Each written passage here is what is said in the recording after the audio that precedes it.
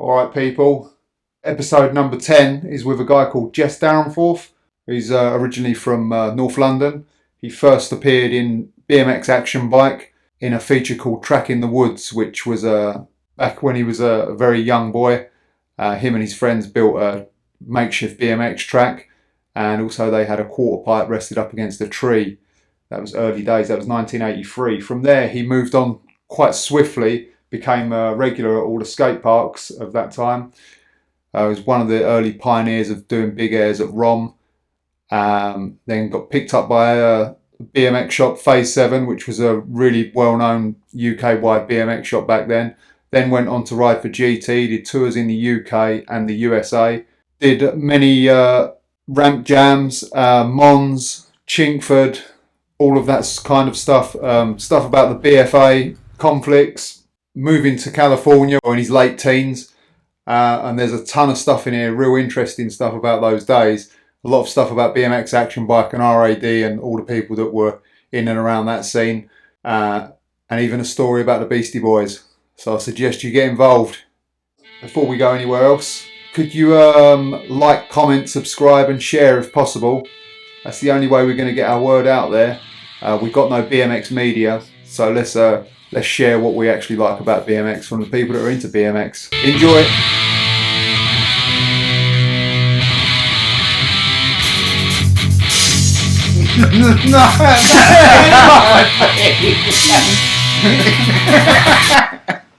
So just give us a brief beginnings, like born, raised, like what you was into when you was a kid and all that sort of stuff. Yeah, so pre-BMX, late 70s, I was going to skate parks and skateboarding and roller skating. Okay. And then in 1981, I came to California, San Francisco, with my mum just for a holiday for Christmas. And there was a guy up there named Creighton, and he had I think it was red. It was like a Schwinn Stingray or something. I'd never seen a BMX at that point. Maybe I had, but I'd never certainly hadn't tried one. Coaster brake, metal mags, the whole nine. And I rode that around the neighborhood, and I just thought it was the coolest thing ever. And I remember telling my mum on that trip, like, my next birthday or Christmas, like, I want that bike or a bike like that, And so sure enough, I think it was next Christmas, I ended up getting a Rally Ultra Burner, which was not a good bike, but the components on it were good enough to where before the bike even arrived, because we ordered it, before I even got it for Christmas, I knew I was getting it. I ended up buying a Super Goose frame. So I switched. I rode the bike for maybe a month or two, but I switched. As soon as I got the Super Goose, I switched everything over, all the components, and it worked out all right. So that was sort of my introduction to BMX. So was you into skateboarding before that? Or? Yeah, I'd go down to, there was a skate park in London, City Skate Park or something. I think now King Charles opened that skate park. I think it was Skate City. Yeah, Skate City, yeah.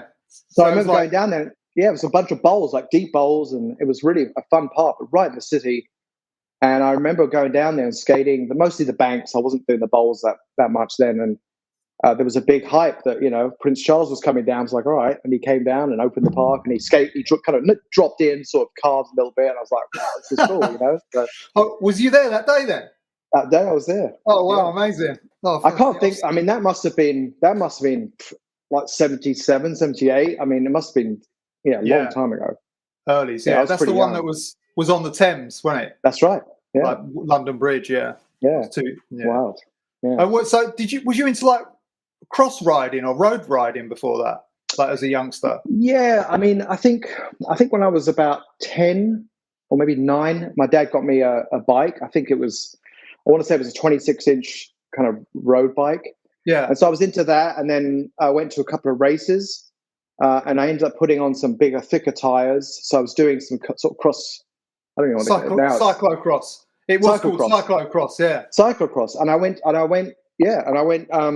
to Westway track, and they had a cyclocross course there. So it was like partly on the concrete, but then it would go off road into the dirt up a hill, and you put the bike on your shoulders and run up the hill. And I loved all that. But I remember even at that point looking over, and there was a BMX track, and it was just like, really mellow jumps and berms. But I was like, that's fucking cool. Like that's way cooler than what we're doing. Oh yeah. So that was sort of my first time I ever really saw a proper BMX track. So I don't know how. I mean, I must have been about 11 at that point, 10 or 11. So was there kids riding the track when you saw that? I don't remember people riding that day because I think because it was a cyclocross event, they sort of closed the whole place down. Because it was a concrete like racetrack or something. Yeah, that's right. We used part of that on the bike, but then that was boring and like whatever. And then we got onto the dirt, and I was like, okay, this is it. This is fun. Just get all muddy and crazy. Cool, man. Yeah, nice. So then like you got your first BMX. I saw there was a picture of you from Tuleka. Yeah. So what did you guys used to ride down to Tuleka, or your parents take you, or what was this? Yeah, I'm trying to think how we found out about Tuleka. I don't remember. I mean, I think that right when I got my BMX, I was just like riding around Shepherd's Hill, Highgate with it, going, this is amazing. But I think a couple of my other friends had BMX bikes in the neighborhood. My friend Ethan Jenkin, who still to this day is a good friend of mine, he got a bike. And so I met up with him. And then we heard through other people, oh, there's a skate park, down in Tufnell Park. So like, let's check it out. So we went down there, and there it was, just that bowl, that mellow bowl with the big berm. And that's where I sort of really saw, guys jumping, out of the bowl. And I think I met, I'm pretty sure I met Marco Lara there. And I met another guy named Mas, and I can't remember his last name, he's a Greek guy.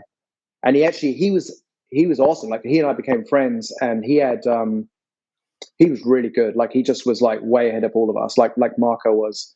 And he ended up actually a BMX Action bike with that Track in the Woods article, because, I wanted to make sure he got some props, because he was a big part of, sort of my transition into BMX riding, dirt jumping, and then ultimately like skate park.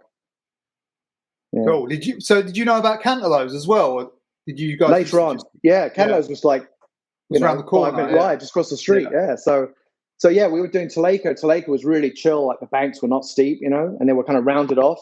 Yeah. And then Cantaloups was a whole different ball game. It was like it was the opposite. Much steeper banks, like real rigid, and that was like hard to get used to. I was like, man, you got to really suck up these bumps. And it was mostly skateboarders and roller skaters, and they weren't too happy about BMXers showing up. But we did. Yeah, we just persisted with it and started like jumping the hip a little bit, and just progressed there. But Cantaloups was much harder to ride. But I think who was it? There was a guy, maybe it was Mass. There was someone that used to, the steepest transition. Yeah, it was rough. Yeah. There was a guy there. I think it was Mass, and he was airing like 3 feet out of it, like airs, proper airs. Coming back in. Yeah. Oh, yeah. Wow. I mean, that wasn't right away. That wasn't right when I first got there. But I remember later on, when I was still struggling just to like do the hip because it was so jarring, he was like airing it like it was a perfect transition. We're like, what? Like, what's going on here? It's crazy. Yeah, that's like so those were two. Yeah, those were two hot spots for sure. And later on, years and years later, Craig and I would go down to Cantaloups all the time and hit it up. Yeah. Yeah, I saw there's quite a few pictures in mags later on of you guys there. So was that like, how many people would be at them skate parks in them early days? Early days, it was pretty mellow. I'd say that must have been like 81, 82, early 82. And I'd say there was maybe, I don't know, like on a busy weekend, there was maybe like 30 guys there, riding. All right, so pretty good, yeah. Yeah, it was a pretty good scene. And now I remember right next to it, there was this enormous, it was like a massive climbing frame gym place. And it was I think it was like a kids youth center or something. And they built like a bunch of ropes. And so people were climbing and doing all crazy stuff over there. And then we had our skate park. And so it was like two different crews. And a lot of people would just come over and just watch us, and we would just jump out of the bowl and then put one crate up and two crates up and three crates up and just slowly get better, Yeah, that was quite a scene. I only ever went there once. Yeah, I remember how mellow it was. Yeah. So was Marco from? He was from like the Camden area.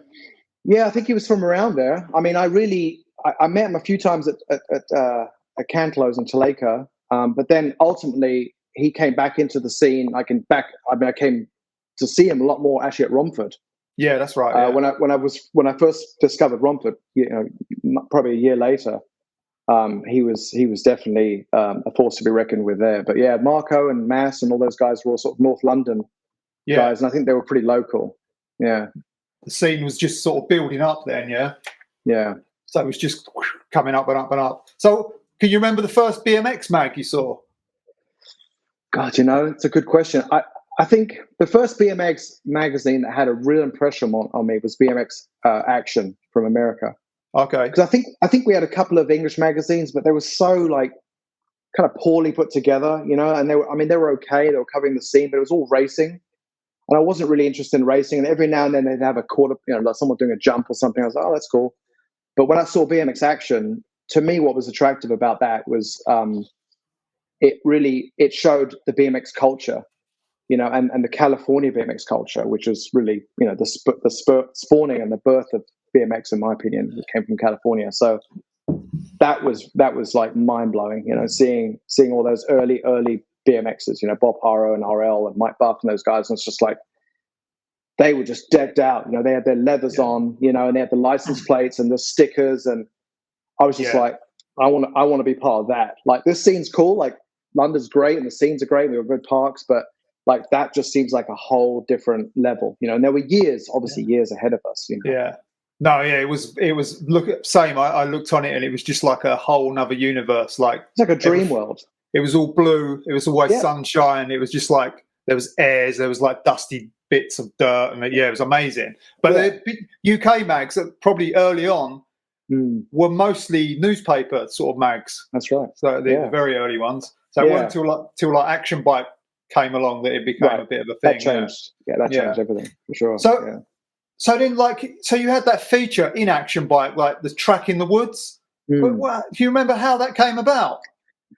Vaguely. So I remember, that was, after going to Westway and after going to a couple of BMX tracks in Tulaika, I realized that, like, I wasn't interested in racing at all. But I was interested in jumping and dirt jumps. And so we just started building jumps, and trying to like mimic the jumps we'd seen elsewhere. So we built a bunch of dirt jumps, and then eventually, I think from Tulaika and then even maybe South Bank influence, we built like a not a quarter pipe really, but just like a flat bank to do kick turns on. So we'd like jump, and then kick turn and go back and jump the other way.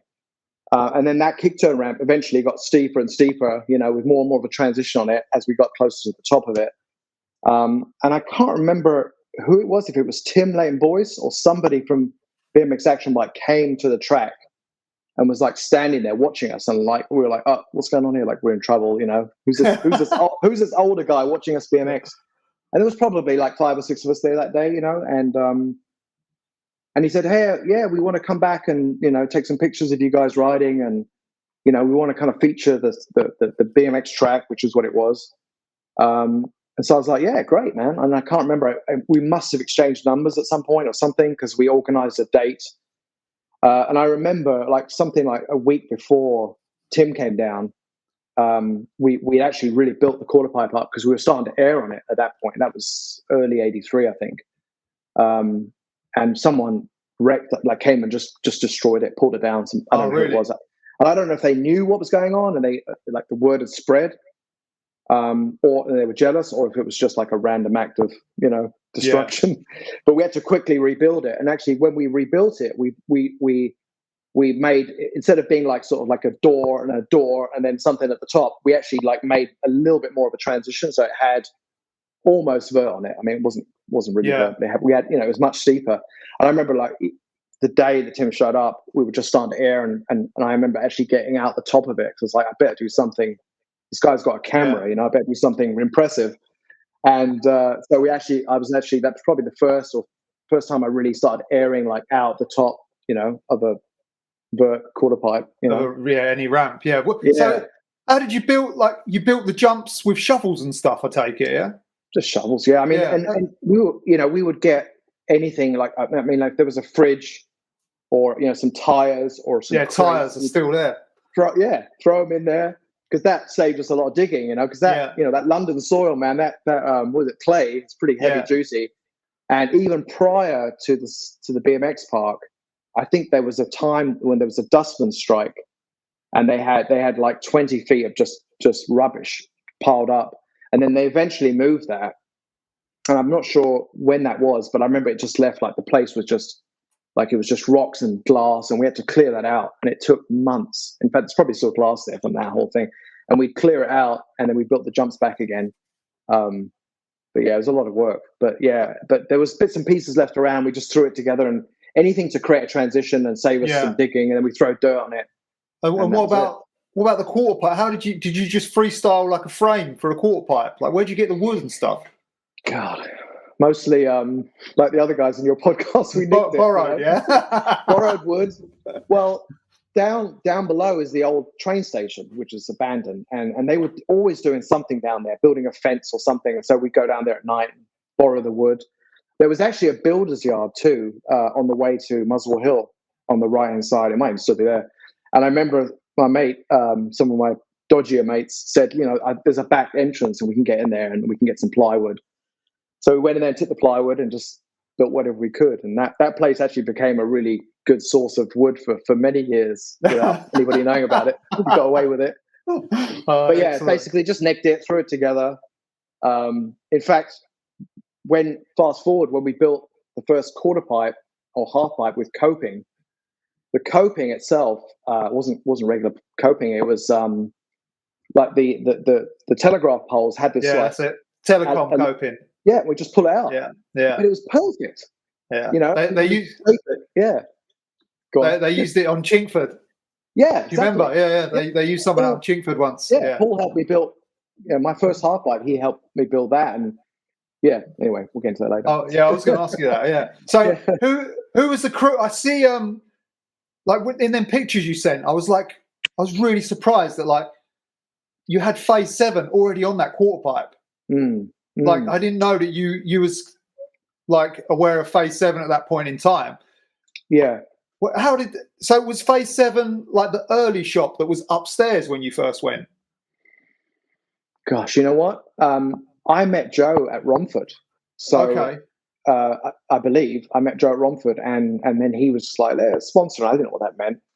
I mean, we're fast forwarding a bit now, and that photograph I think you're talking about was when we already had a half pipe.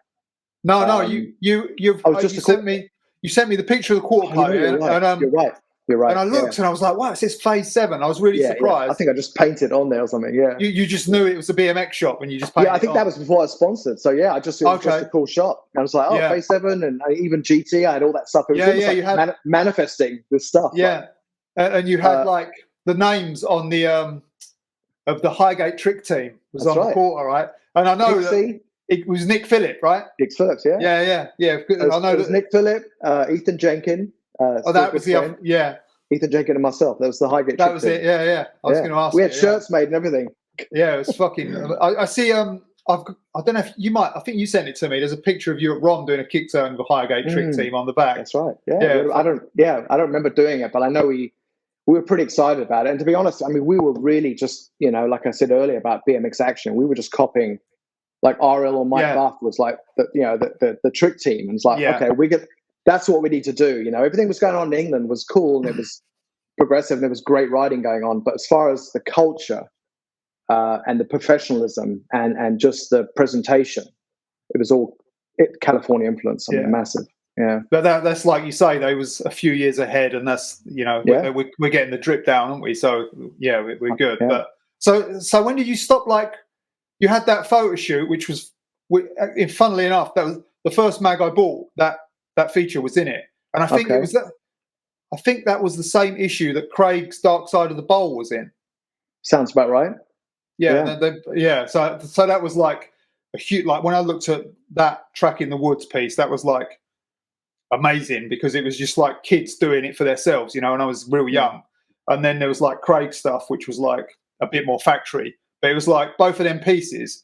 I've got really good, vivid memories of. Yeah, and a picture of you doing the air on the quarter and like looking at the back wheel. Looking back, yeah. So fucking good. I wanted to make sure I was getting over the top at least. You know what I mean? Yeah. It looked good.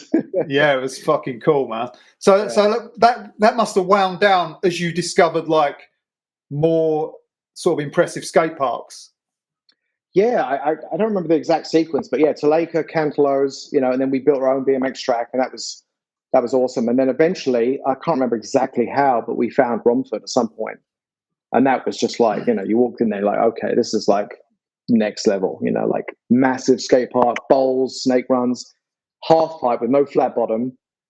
And then, of course, the performance bowl, So that was a whole different level of riding. And you could already air, obviously, when you went to ROM. Yeah, I mean, coming from dodgy quarter pipes, going into our first place I went to was the Clover. And I remember, I can't remember if someone was riding that day, but I remember just airing, just even dropping in and just getting that feeling, of like, because everything prior was you would go to a ramp and then go up the ramp and then come down again. And now it's like you're dropping into a bowl. You're in it. You know what I mean? You're in the bowl. You have to go and you have to navigate that and then get your speed and then now air out the top. And it's not just coming off a flat. Now you got to, because the Clover had this, you had the transition, but it came up in the middles, which was like almost like a pump track kind of thing. Yeah, that's it. So that was, I remember like hitting that and not expecting that and getting launched straight into the other transition. So it was like a lot more going on, but also so much, in some ways, so much easier to ride as far as once you got used to it, because the transitions were, although they were far from perfect compared to what we've been riding, all the dodgy wood quarter pipes, it was amazing. Yeah. And you could ride Romford in the wet, which was useful. I've seen it. So was there any other like quarter pipes that you used to frequent around your local area, or was your one the one? As far as I know, that was the only one, the only wood quarter pipe in that area that I remember. Yeah. Okay. And when did you? So you met Nick Phillip like early days. You met him at Highgate. Yeah, I mean, he went. I hope I'm saying this right, because I was thinking about this earlier. He went to Highgate Wood, which was my school, but he was a year ahead of me. Okay. So I'd sort of heard about him and seen him in school, and I think he even rode his bike to school one day. And I was like, and he's wearing like leather uniforms. I was like, what? So we we connected pretty quickly, and he was in Muswell Hill, and then I found out later on that he had a little crew up there, and we had a little crew in Highgate, and we all sort of blended. We just started hanging out because obviously we had the same ideas, and his idea of BMX too, very much, or probably more so than mine was, he in his mind he was already in California, and he was thinking about, how to help make the UK BMX scene more like California. I mean, still keep it UK, but take the best of the influences of California, and which was then, it's hard to believe now, but then it was like cool to wear like leather uniforms. So I remember Nick had this white like dino outfit or something. I was like, fuck, where'd you get that from? Like, that's what Eddie Fiola wears. That's what I want, So uniforms were really cool. Yeah. Definitely. I mean, that's a little bit later on, but yeah, that was connecting with Nick was great, because it was like we had similar ideas about BMX and the way that we wanted to see it kind of go. Even that's early, isn't it, to have that sort of vision of something? It's pretty fun. Yeah, I think, I mean, I don't know what Nick's background was before BMX, but certainly for me, I was influenced by skateboarding and roller skating and just even like music and kind of early hip hop culture and music culture. And, I was always interested in those different aspects and how they could come together. Yeah. Yeah. Nice, man. So yeah, you end up at ROM. Actually, there's I don't know if you've seen it. There's a book, and it's got a picture of you from like around the time of the Track in the Woods feature, and you're airing the Clover. Have you seen that book? Maybe. Is it? You're airing. I think you're just doing like a similar air to what you're doing. So like, I think I've seen it, but yeah. Yes, and it's on the slacker side, as I remember it.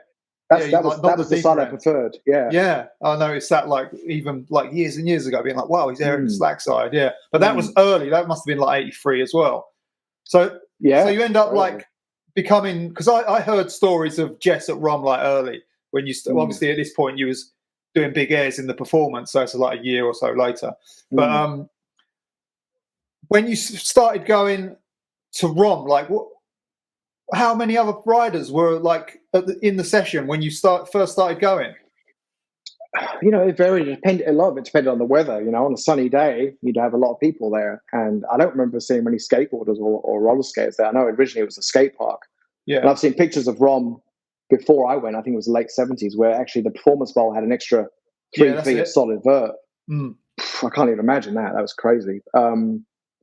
But yeah, I mean, we'd go there. I mean, maybe there'd be like 30 guys, and this is also when the BMX track was still there.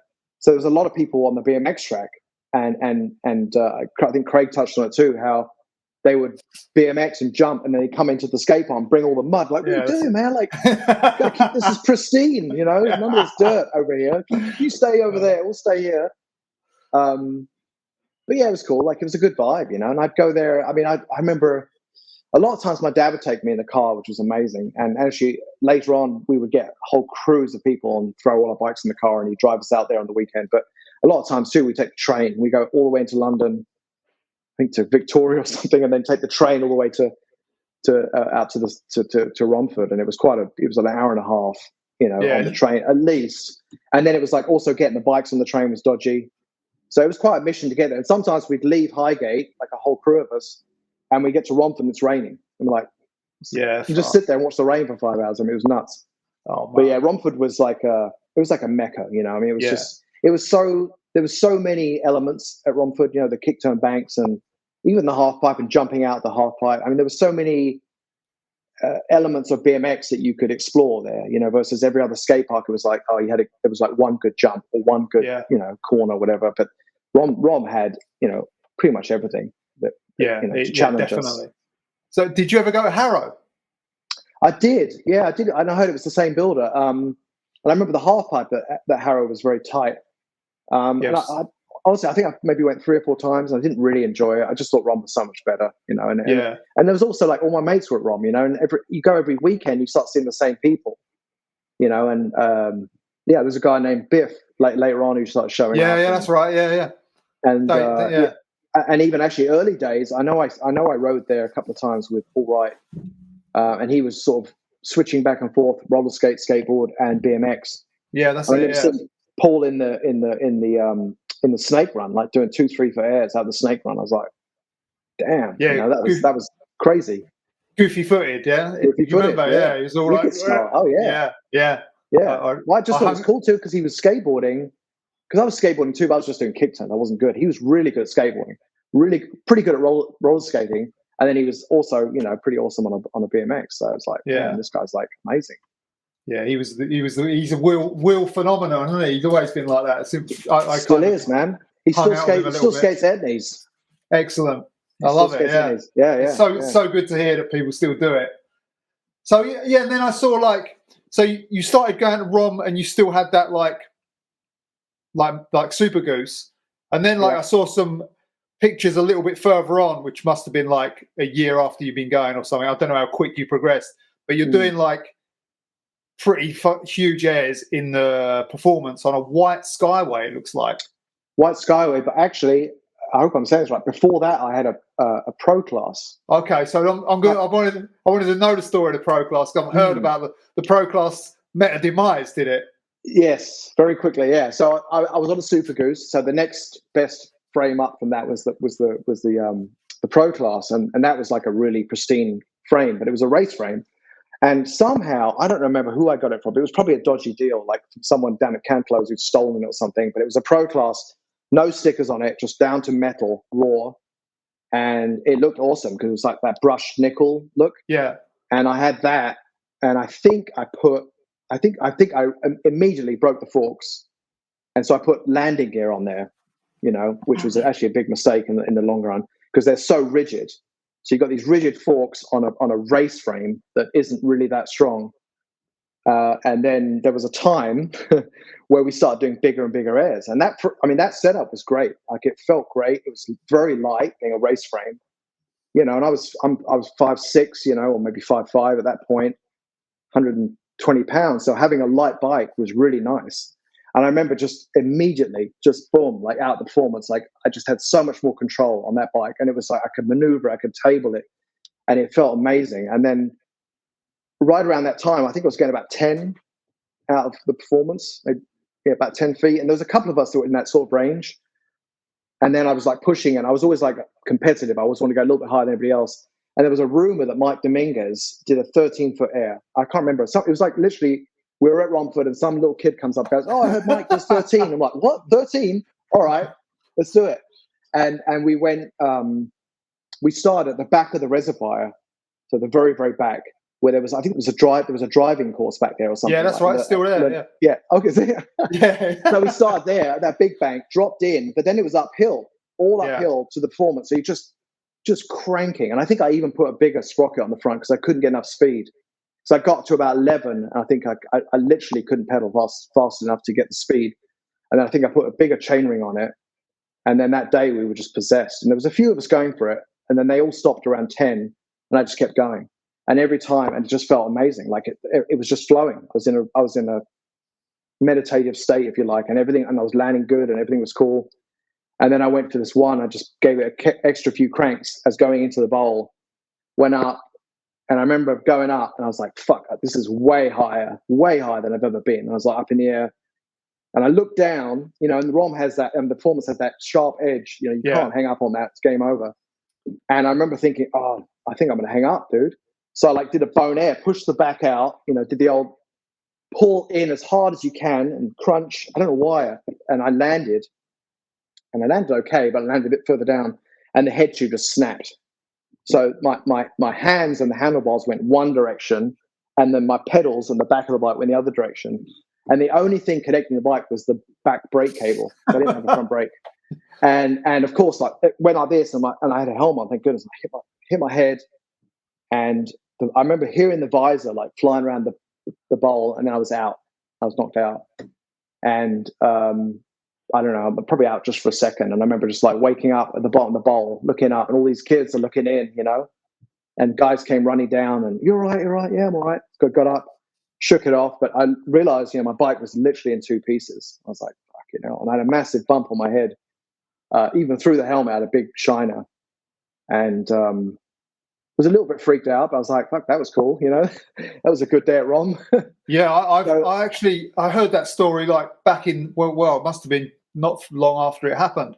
It was like, because Faze 7 was our local shop, so those stories circulated, you know. Yeah, I heard the pro class broke on the big air, like the speaker is what everyone was saying. So yeah. Well, someone later on, about maybe the next week I was there, came and showed me a picture. Like, oh, look, it was taken from the sort of perspective. There was pictures from everywhere, but they shot it from the swimming pool, the white pool, and it was shot sort of straight across, and you could see like the speaker was under the sprocket at the frame, so you could see the speaker under the bike. And I was like, man, that's gnarly, because it was just it was a really crappy photograph. I was like, oh, that's pretty gnarly.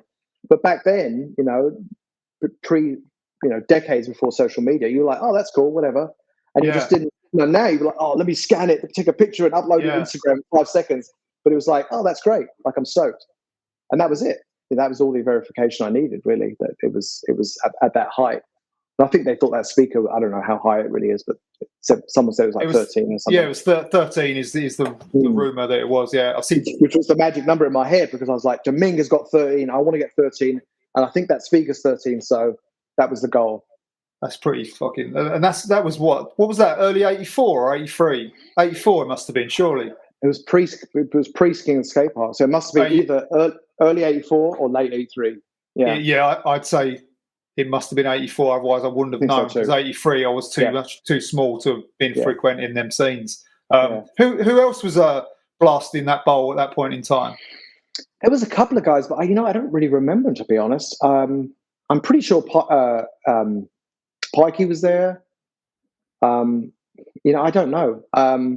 I can't remember the names. It wasn't any sort of big names, but there was just some local guys that just used to blast and get like, pretty high.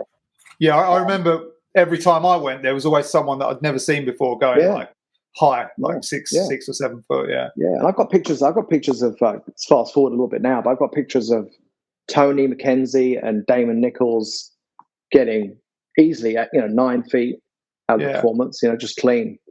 So everyone was blasting back then. Ralph Tribe was always quite good in that. That's another one, good style. Yeah. I remember him as a youngster. Yeah, really good, really light as a feather. Like, that's right.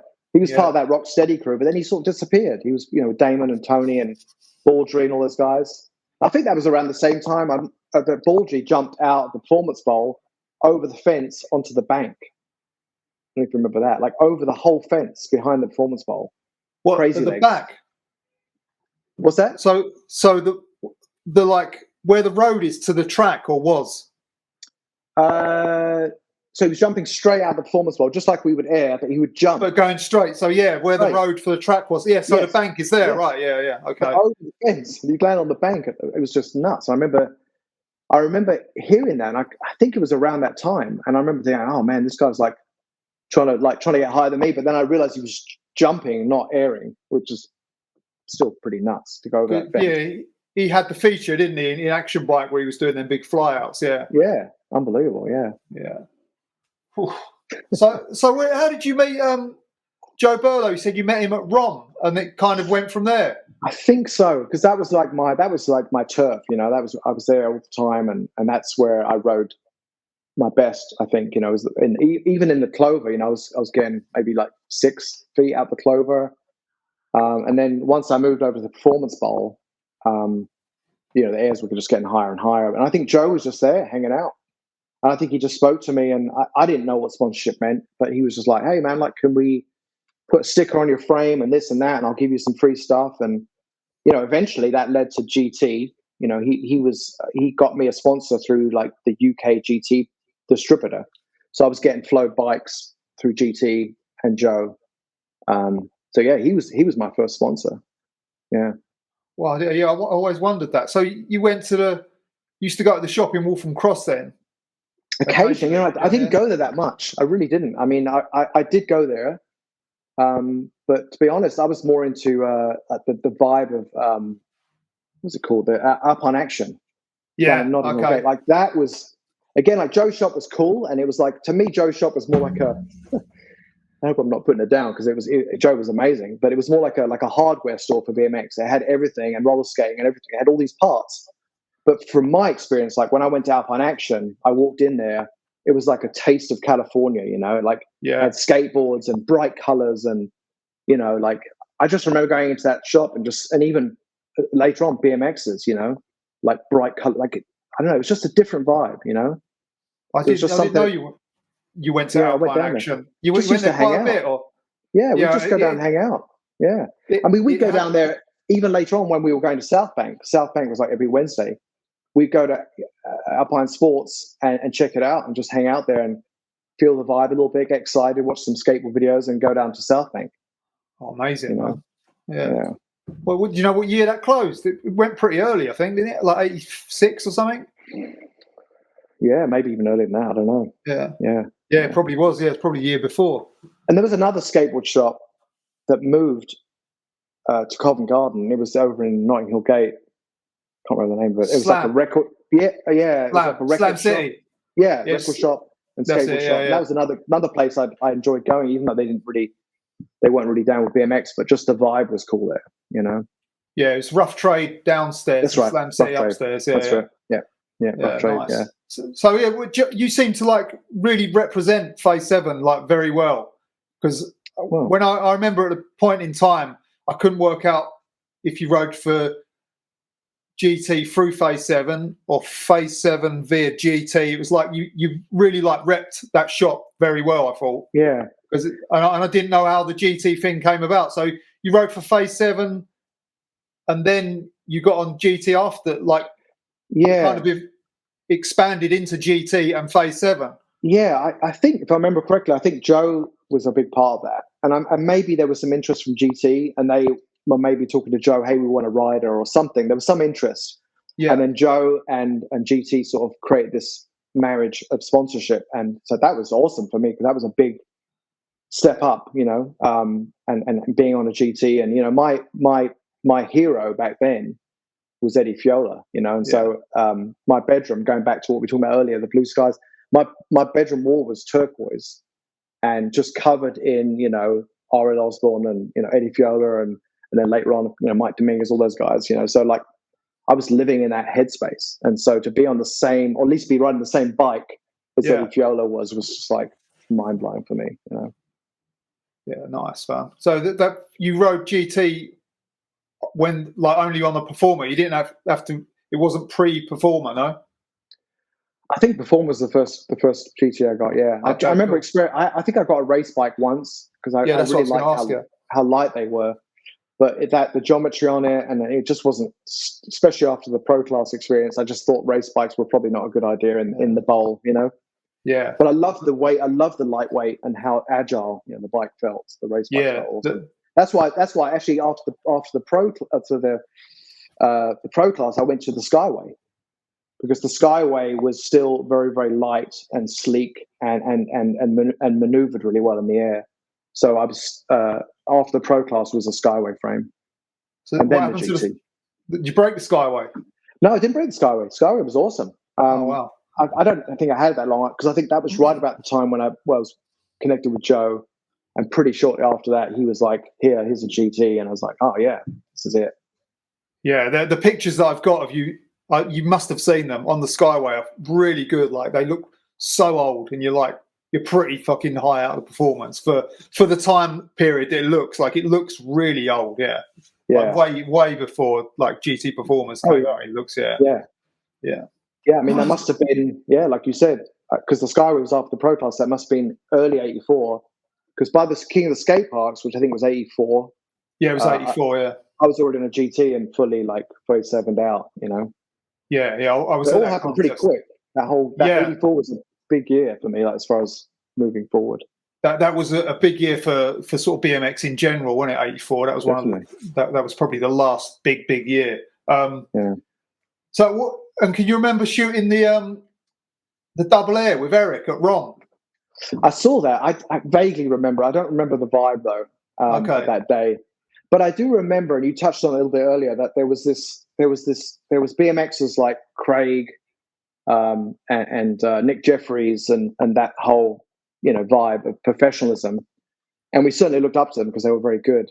But then there was like myself and Nick and Eric Steele that were a bit more sort of rugged, and we were looking at BMX slightly differently, and we had a bit of a anarchistic sort of view towards BMX. We didn't like the quarter pipes. We didn't like what the UKBFA represented, and so we were trying to present a different side of BMX. So there was a bit of not a rivalry, but like when we saw Craig and those guys showing up in their outfits, we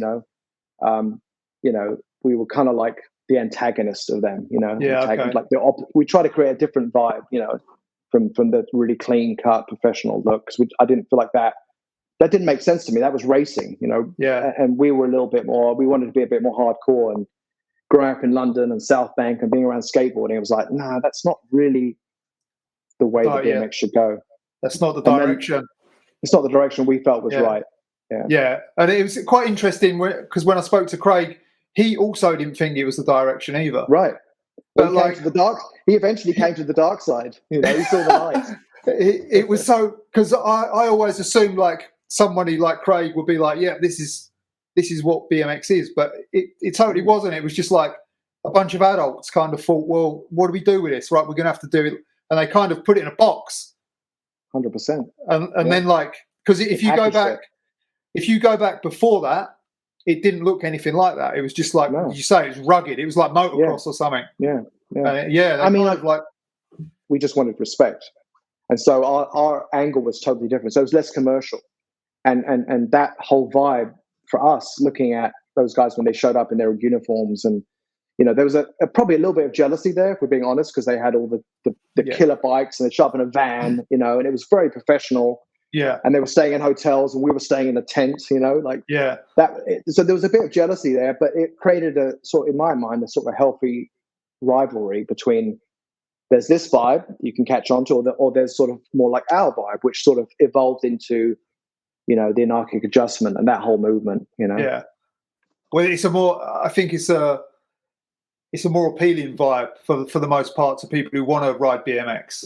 I think that's what I thought. Yeah, and it would only be natural that you might be a bit envious of those people because they seem to have everything, But then you can also bat off that fact that like, are these, like we were the same. We'd be like, fuck these guys, fucking hotel rooms. We're doing it real. We're in the tent. We're doing it because we love it, And it's a similar thing that you're saying. Yeah, very similar. And I think the epitome of when that really came to a head and became very apparent was like Mons Jam, Yeah. When those guys showed up in the van, professional uniforms, and then I can't remember exactly what happened, but Hawkins left, and we're like, yeah, fuck off, like this is our shit, and it wasn't against Craig at all or any of those guys. I mean, Craig and I, we became really good friends, for a long time. So it wasn't about that. It was just like, that's not our vision. And obviously that wasn't his vision either. And I think Craig stuck with it for quite a while, I think, and put up with a lot of stuff because it was, it offered him, it was a career, Yeah. And it got him to America, it got him to King of the Skate Parks. I mean, it got him to do a lot of things that we all wanted to do, but we didn't have the resources, And even with like sponsors like Faze 7 and GT, it's like, I think maybe we got paid a couple of times to do a demo here and there, but most of the time it was just like free product. That was it. That was the limit of our sponsorship, was like free product, and maybe you get paid, or maybe they pay for lunch or something if you do a demo in a school, and that was it. That was the peak of professionalism. But then you had Craig, and then later Neil and Carlo, that was just like on this different level. So yeah, there was definitely some sort of friendly rivalry, if you like. Yeah, that's kind of, sometimes that's a good thing though, isn't it? And it's good what happened eventually. It pushes you. It broke. Yeah. Didn't it? It broke, and everyone could see the reality of it then. Yeah. So what you remember? King of the Skate Parks, 1984. Can you remember that day very well? It was in October. Yeah, I do remember it, and it was a bit of a downer for me, honestly, because months prior to that is when I was doing big airs, 10 plus. And then I remember hearing about the skate parks, and I remember hearing that there was compulsories, or you had to do flatland. Yeah, that's it. I was like, what is that all about? And I couldn't do flatland. I was shit at it. But they were like, no, you have to. I was like, all right. So I remember going, so ridiculous. I remember going to Romford and literally not even touching the performance bowl. I'd be in the flatland learning, I don't even remember what now. This like track stand or something. Yeah, basic stuff. Like track stand, like really stuff I had no interest in doing. But like, oh, you have to do this to be able to do the bowl. I was like, all right. So I spent all my time there, practicing on that. And then the whole competition for me was ridiculous. I hated it. Yeah. And then they even had like a quarter pipe contest, didn't they? I think so, yeah. It was like at skate parks. Like, King of the Skate Parks had the trick ramp and the quarter pipe. Yeah, and I think even if I remember right, they had a fence around the performance bowl. And I think they actually had a fence around the front of it. So there's me like thinking, okay, I'm going to start from the reservoir and try and do that 13 feet, or even at least get 10. And it's like, now you've got fence, and we had like 3 pedals and drop in. Yeah. I think my airs were like 6 feet that day. I mean, it was like everything about the competition was like, just felt so wrong. I was nervous. I didn't like competitions. I hated doing flatland, and I was putting all my energy into the wrong stuff. It wasn't a great day, but it was still fun to see everybody. You were right. They fenced it out like for spectators around the edge. Yeah. So you couldn't even get any speed. So it was like pointless. Yeah. I didn't even think of that. Yeah. You'd come charging through. You can't. There's a big crowd of people there, wasn't there? I mean, I should have said something. I'm like, hey man, but back then you're just like, oh, these are the rules. I've got to do flatland, and there's a fence where I usually go through to get my speed. Like now, I just get 3 pedals into the performance. So you got a lot of coverage from that day, though. You remember? I remember being stoked. Yeah, I think I got cover. Like an X up on a cover. And I was like, "Oh, this is cool." Yeah, but it was like 5 feet out. It was like, So it was bittersweet. You got coverage, you got this recognition. I can't remember what place I got even. So there was it was a stepping stone to being more professional, if you like, and actually competing against some of the better riders in London. But at the same time, it was like, from my perspective, the focus was all wrong, and it was a fraction of my ability. To my thing was big air. I want to go big, and I couldn't. So it was a bit frustrating. That day, you know what? I don't think anyone went over 6 foot that day. You literally couldn't. Yeah, that answers why. Yeah. But did you know like Stupple and Craig and all those guys at this point in time? Yeah, I remember seeing. I remember being in the Clover, because I'd still ride both, and seeing Stupple airing the steep Clover. And that's it. Overhead. Yeah. And he's goofy foot, and he's like tabling it, like just kicking the back wheel up so high. And I was like, I've got a lot to learn, man. Like, because I thought head high was good. And he's getting way overhead on the bigger one, But I don't think he transitioned very well to the performance bowl. Some guys couldn't. Like Marco Marco would ride the Clover really well, and he'd do 540s and no handers and air out of it. And then he went to the performance bowl, and he would air, but he would like literally land on the drain. he was doing no hander, which was just unheard of in 540s, but he was landing right at the bottom, so Yeah, he got kind of punished for that. yeah. I remember he rode King of the Skate Parks, and like you say, he was doing like 2-foot airs out of the performance. So Yeah, he did a 540 though, but which was mind blowing. Completely. Yeah. I did. What did you think when you saw the 540? Was that, you must have seen him do that before, I guess? I think I saw him the first time I saw him do it was in the steep clover bowl, and I remember he was psyching himself up for it, and he did it pretty much at the top, and I think he did like pivot round on his back wheel or something. But I was like, wow, that's heavy duty, man. Like I don't know if I'll ever be able to do that. That was just seemed so, especially the clover, because the clover was so tight. And you had to land perfect. If you under rotated, you go into a wall. If you're over rotated, you go to another wall, and then you had to navigate that bump in the middle. And so it just seemed like, it was just kind of blown away. And he was also doing no handers, which was like, what's all that about? Like, how can you do a no hand on a bike? It just didn't make sense. Yeah, I did. A few people have brought these stories up. Yes, it's good to hear actually. But yeah, when I always thought when he did that 540, that kind of most people were just like, nah, whatever. Like he pulled 2, I think, and they was like, right. yeah. I think people just honestly, it was like it was out there. You couldn't understand it. It's like what how does that fit into anything? Like doesn't even make sense on a bike. Like but we were all like, this guy's fucking gnarly, like next level. Totally. Yeah. Oh man. So you did some demos for Faze 7 as well. Yeah. Was that with the other Faze 7 riders, or there were some guys there that came and went? I don't remember a lot of the guys, to be honest. We did a bunch of schools and a bunch of weird locations. Sometimes 20 people, sometimes 100. Yeah. But it seemed like we were doing demos all the time. I mean, it was cool, but that quarter pipe was just horrific. Yeah, it was real small, wasn't it? The quarter pipe. I think it was like maybe 6.5 feet. No vert. Again, same thing, like buckle and the whole thing would shift, And I think maybe I got like 5-6 feet out of it once or twice. But so on the weekends, you're going to Romford doing 10 feet, and just blasting and having an awesome time. And then you're doing these demos on these quarter pipes that were just so bad, And then the other thing, here comes the jealousy again. So Faze 7, we had this dodgy quarter pipe that would shake and move and nothing was symmetrical about it. And then I'd look over and Craig's riding these perfect ramps to vert, and their quarter pipes were like 1.5 feet higher or 2 feet higher than ours, right? And you see it in that one photograph at the, I think it's at the Docklands. With the 5 of you. Yeah. So we had the Faze 7 had the shittiest, lowest quarter pipe, couldn't even air it. And then these other guys got this perfect core pipe, so we're like struggling to get as high. So it's just you can tell in that photo, like you're at a deficit to start with, like you've got no chance. Chance.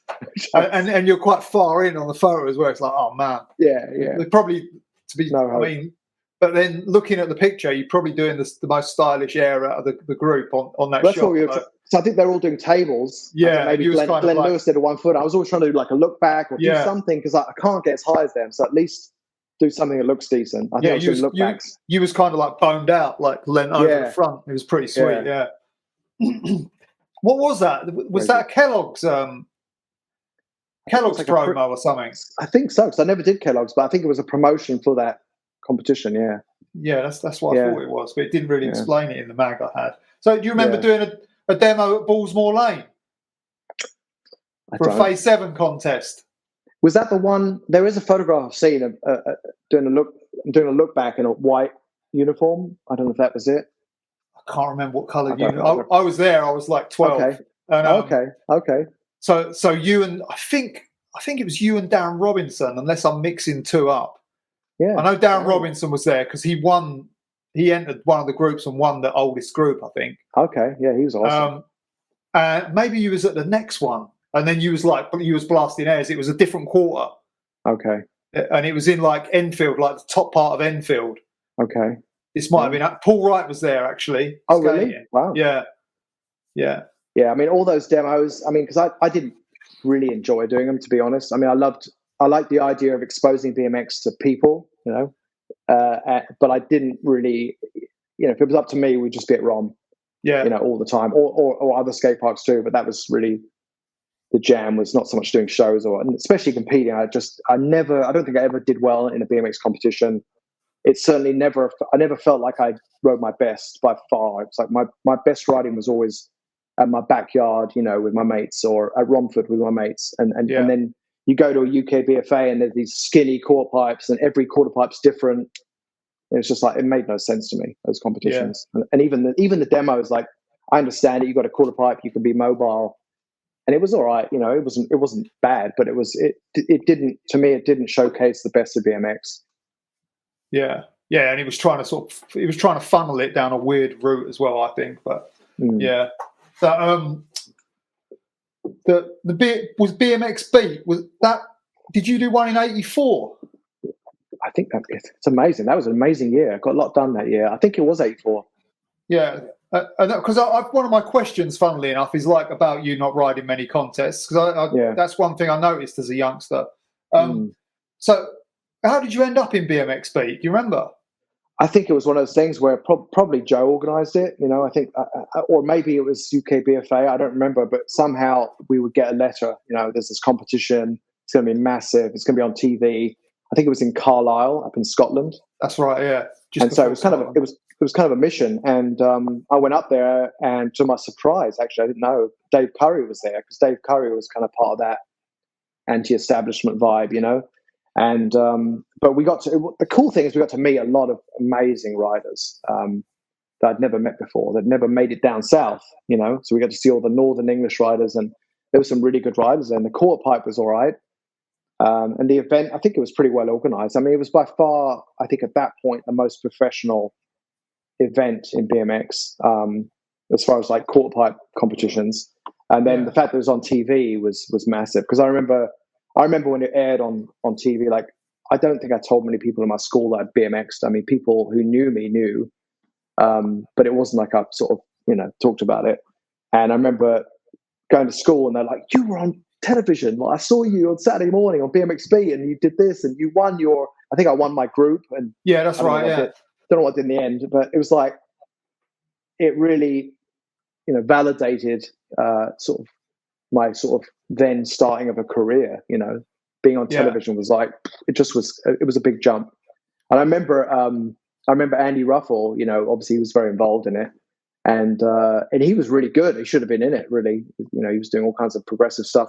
But I remember he interviewed me, and I was just horrified, because I just didn't want to be on TV, and I was just like, do I have to? And they're like, yeah, and I did a cherry pick or something silly like that, and he's talking about it, and it was just like a weird vibe, the whole thing. But it was cool. I thought BMX Beat was cool, but just because it got BMX out to the masses.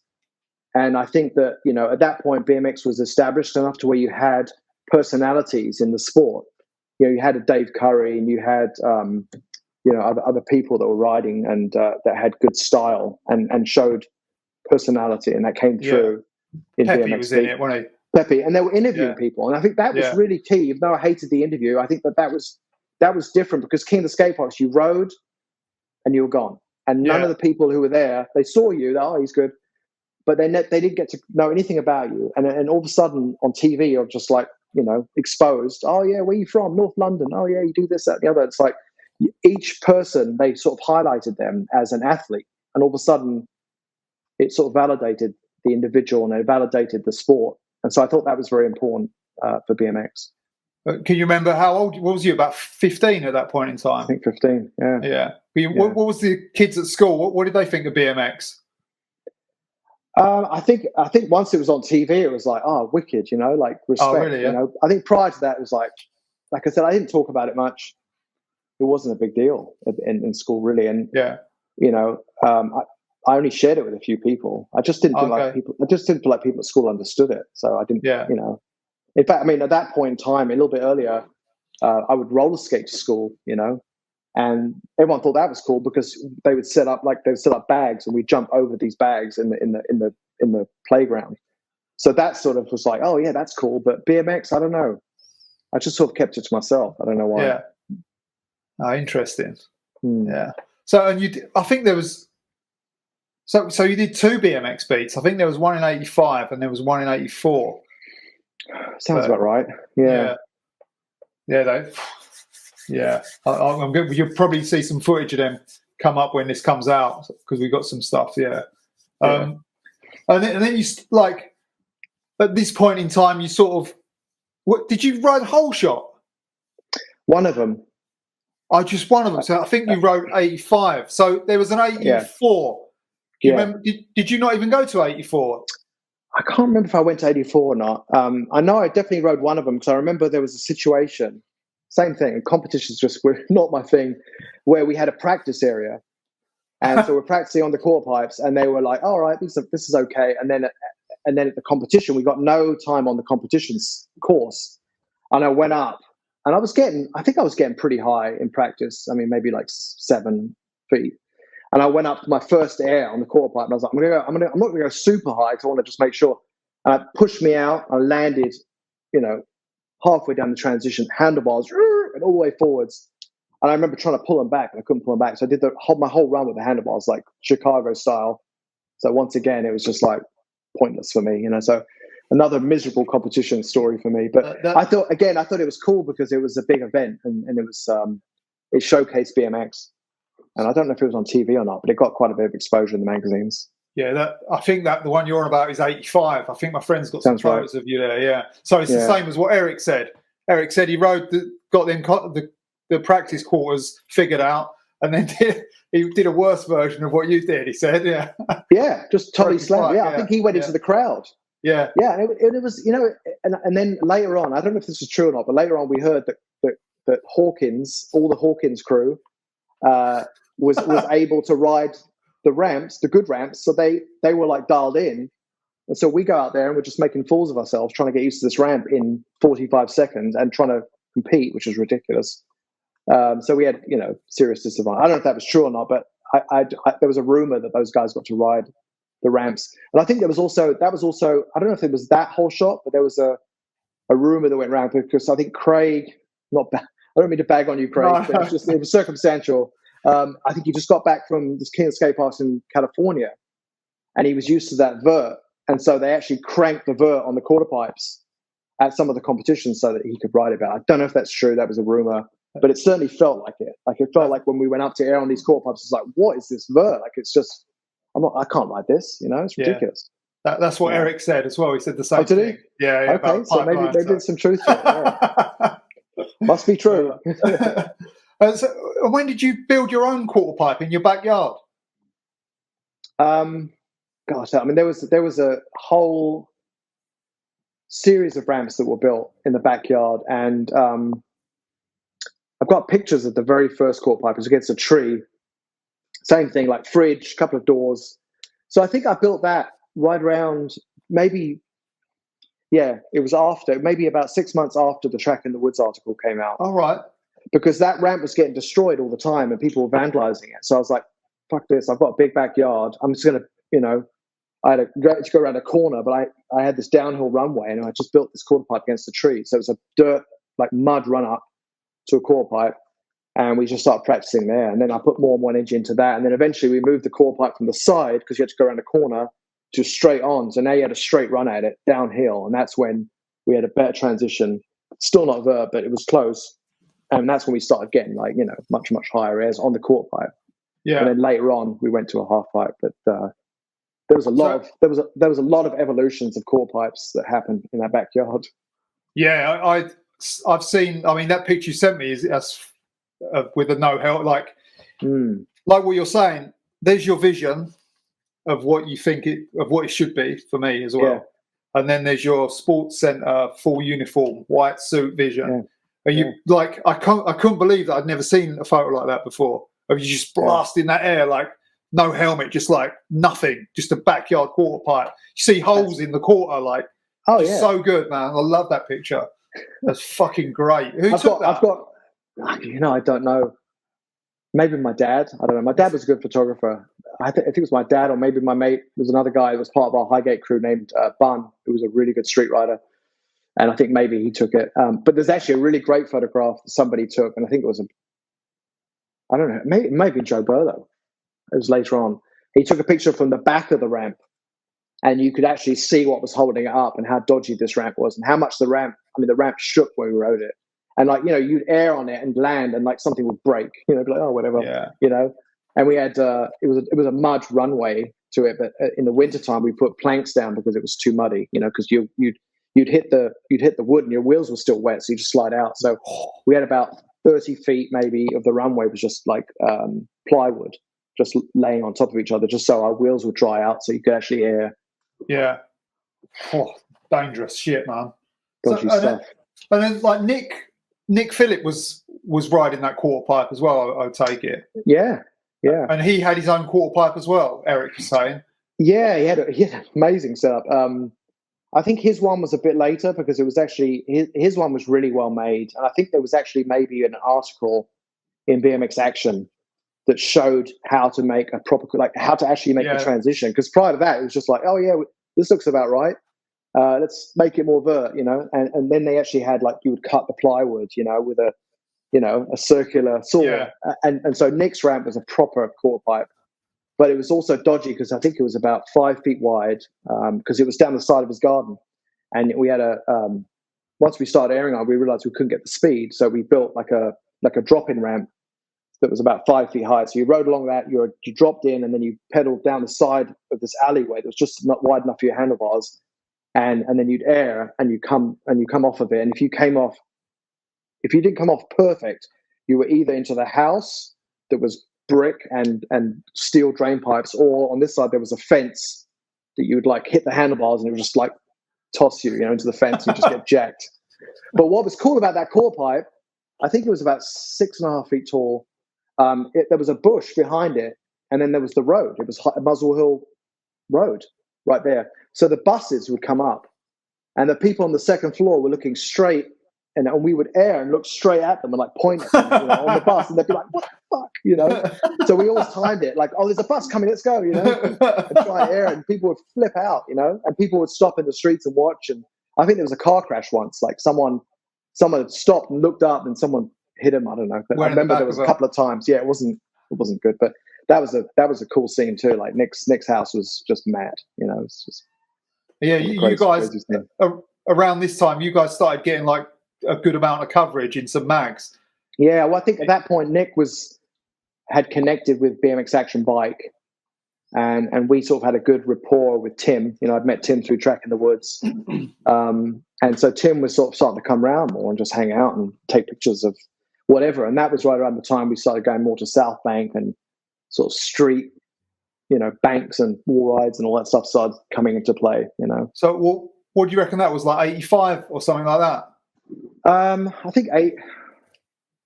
Yeah, it must be 85, maybe 86.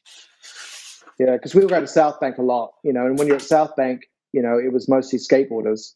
Yeah. And you're just watching them doing fast plants and wall rides, and and you're like, okay, how can we do that on a bike? There's got to be a way to do that.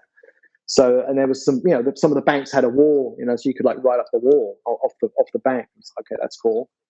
And I think that was.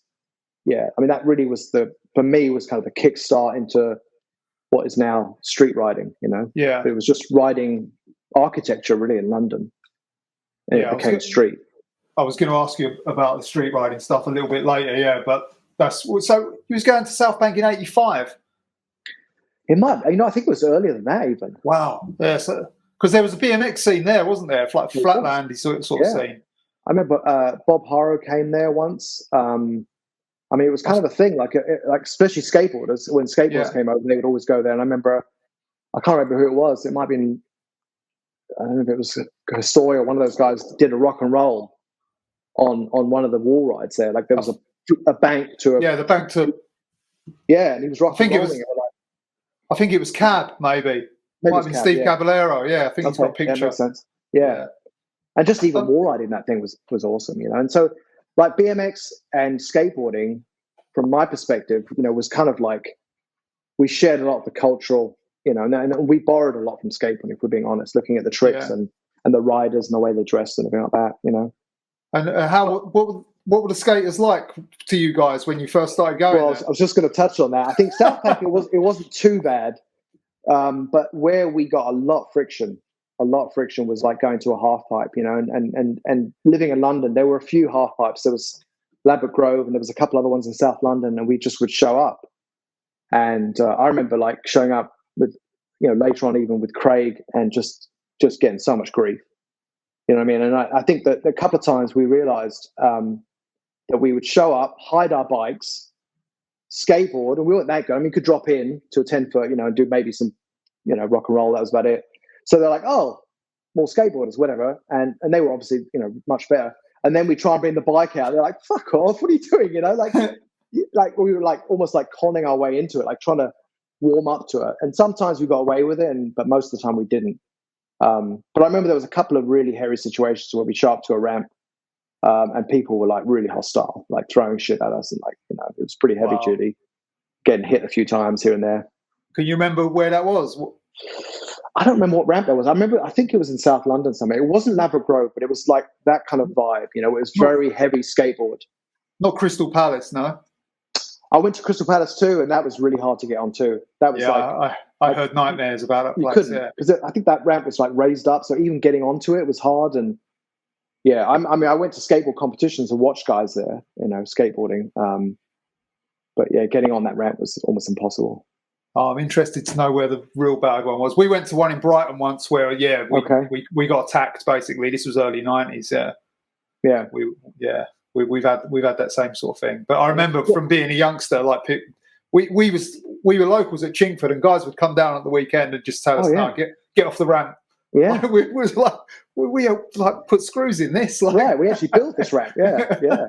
I know Paul. Yeah, it was funny, man. Funny shit. Yeah, there's a lot of but it was pretty heavy rivalry, man. Like skateboarders did not like BMXers, even if you were good. They just later on it changed a little bit, but it was a rough relationship. Yeah, skating had that they had that strong sort of like what you were saying. They had their vision was their actual activity. It would come to be, hadn't it? It was what they wanted it to be. I think they were not only were they young, but they were protective of it as well. So people showing up on a bike, and quite rightfully so.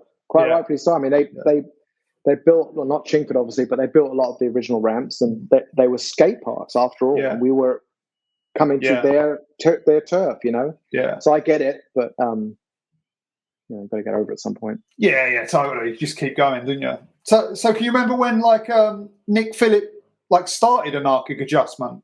Because it would be around this time.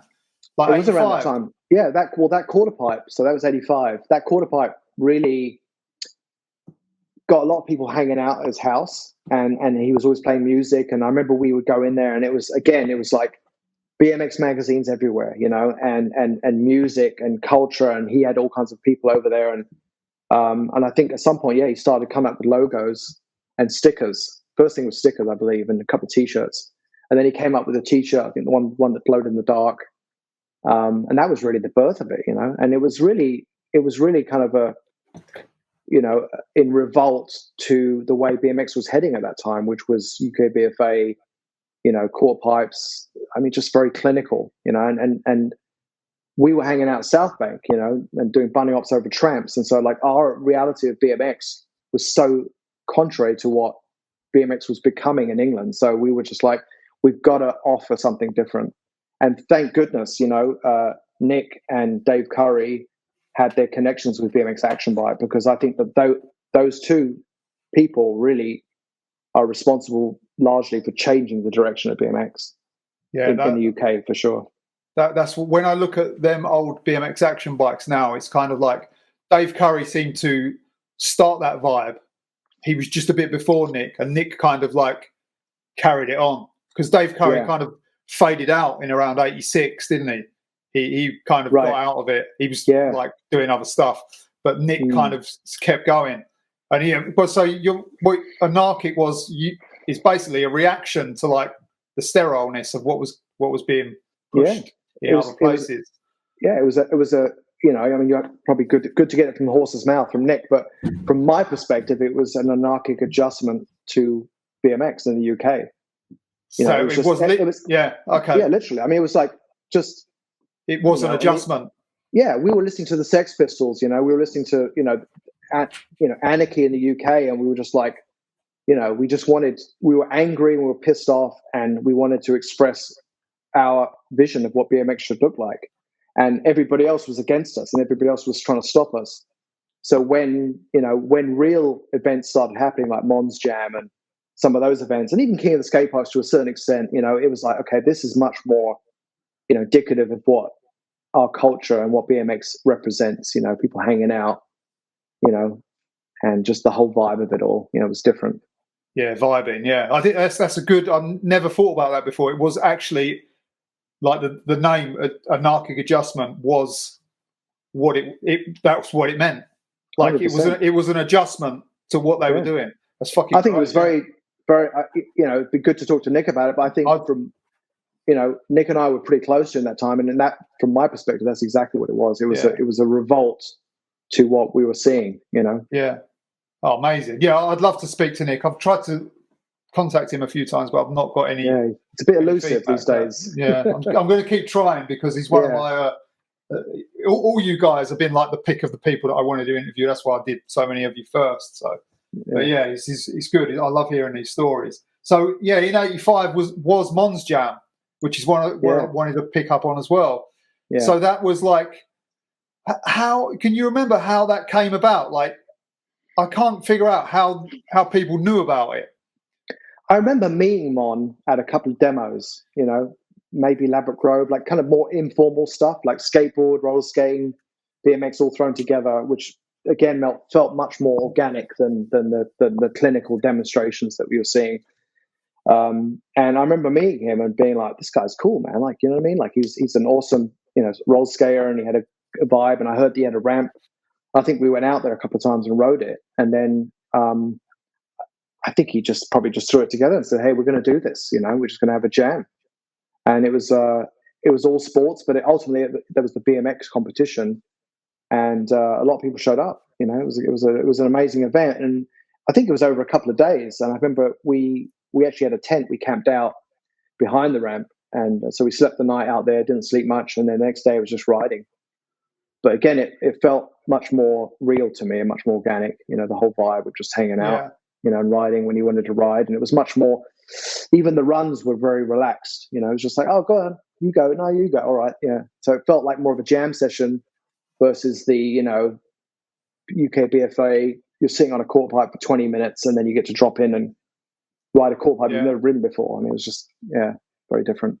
Yeah, 30 seconds left. Yeah, that's exactly that story. Right. Yeah, horrible. Yeah. Yeah, well, we had rebates. That was the big thing, is because skateboarding had rebates. So we started bringing rebates into bike riding. So, on a half pipe, those first 2-3 airs, they dictate everything. So if you land those clean, you're good. And I think even at Mons, I can't remember, correct me if I'm wrong, but they had a rebate rule where you could like fly out if you weren't feeling it, and you could start over again, and your time was, you could still take all your time. So again, it gave it a lot more. It felt a lot more real, like just a jam session with your mates, rather than the clock started. Let's go. Let's see what you've got. In this clock. Yeah. So who was Dave Curry at the first Mons Jam? I don't know. I don't think he didn't compete, but he might have been there. I mean, it seems like something he would have. It seems like something he would have been there, but I can't remember him being there. Can you remember who else was at the first one? Darren Robinson, was he there? Darren was there. I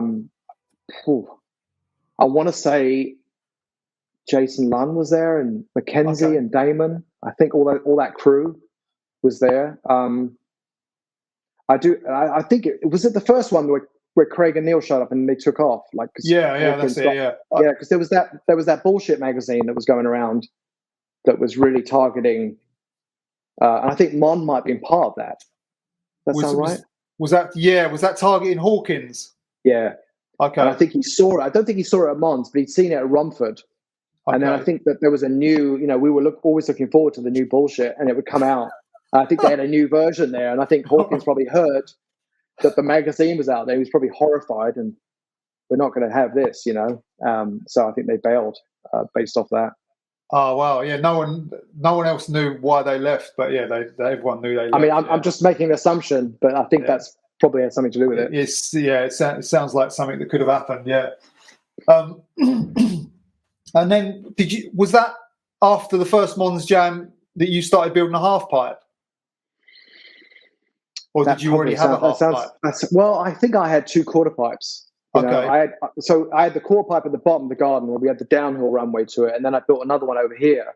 So instead of doing an air and going all the way up the garden and turning around, so I actually would air on this one, maybe like 4 feet, but then this one, you go like 6, 7, 8, whatever feet. Yeah. So we had the half pipe in theory, but it was just mud in between it. And then eventually we turned the whole, because my garden was sloped down. So then we turned it this way and we leveled out the garden. And so now we had a proper half pipe. Yeah. It must have been, I think Mons, that makes sense. Mons was definitely part of that vibe. Yeah. You had the channel and stuff. I was looking at photos the other day. Yeah. And I was like, must be Mons, but I wasn't 100% convinced. But your half pipe was early, wasn't it? For a really half pipe. Yeah. I mean, we would try and ride the half pipe at Rom, but it had no flat, and it was almost impossible. And I think when Eddie Fiola showed up, I don't know what year that was. 84 that was. Was 84 too? Yeah, that was Kellogg's. Everything happened there. 84 was such a fucking condensed year. Insane. But Eddie Fiola came into Rom, right? He's looking at the bowls going, I can't ride this stuff because he's used to pipeline.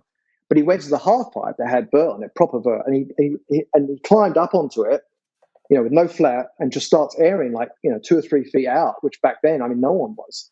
Yeah. And this was his first day on the half pipe, so that was mind blowing.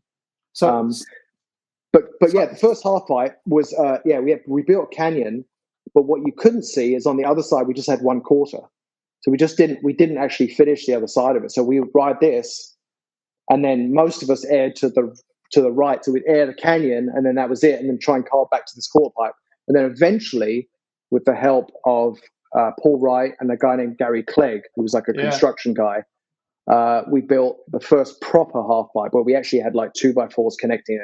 Because prior to that, it was 2 quarter pipes basically.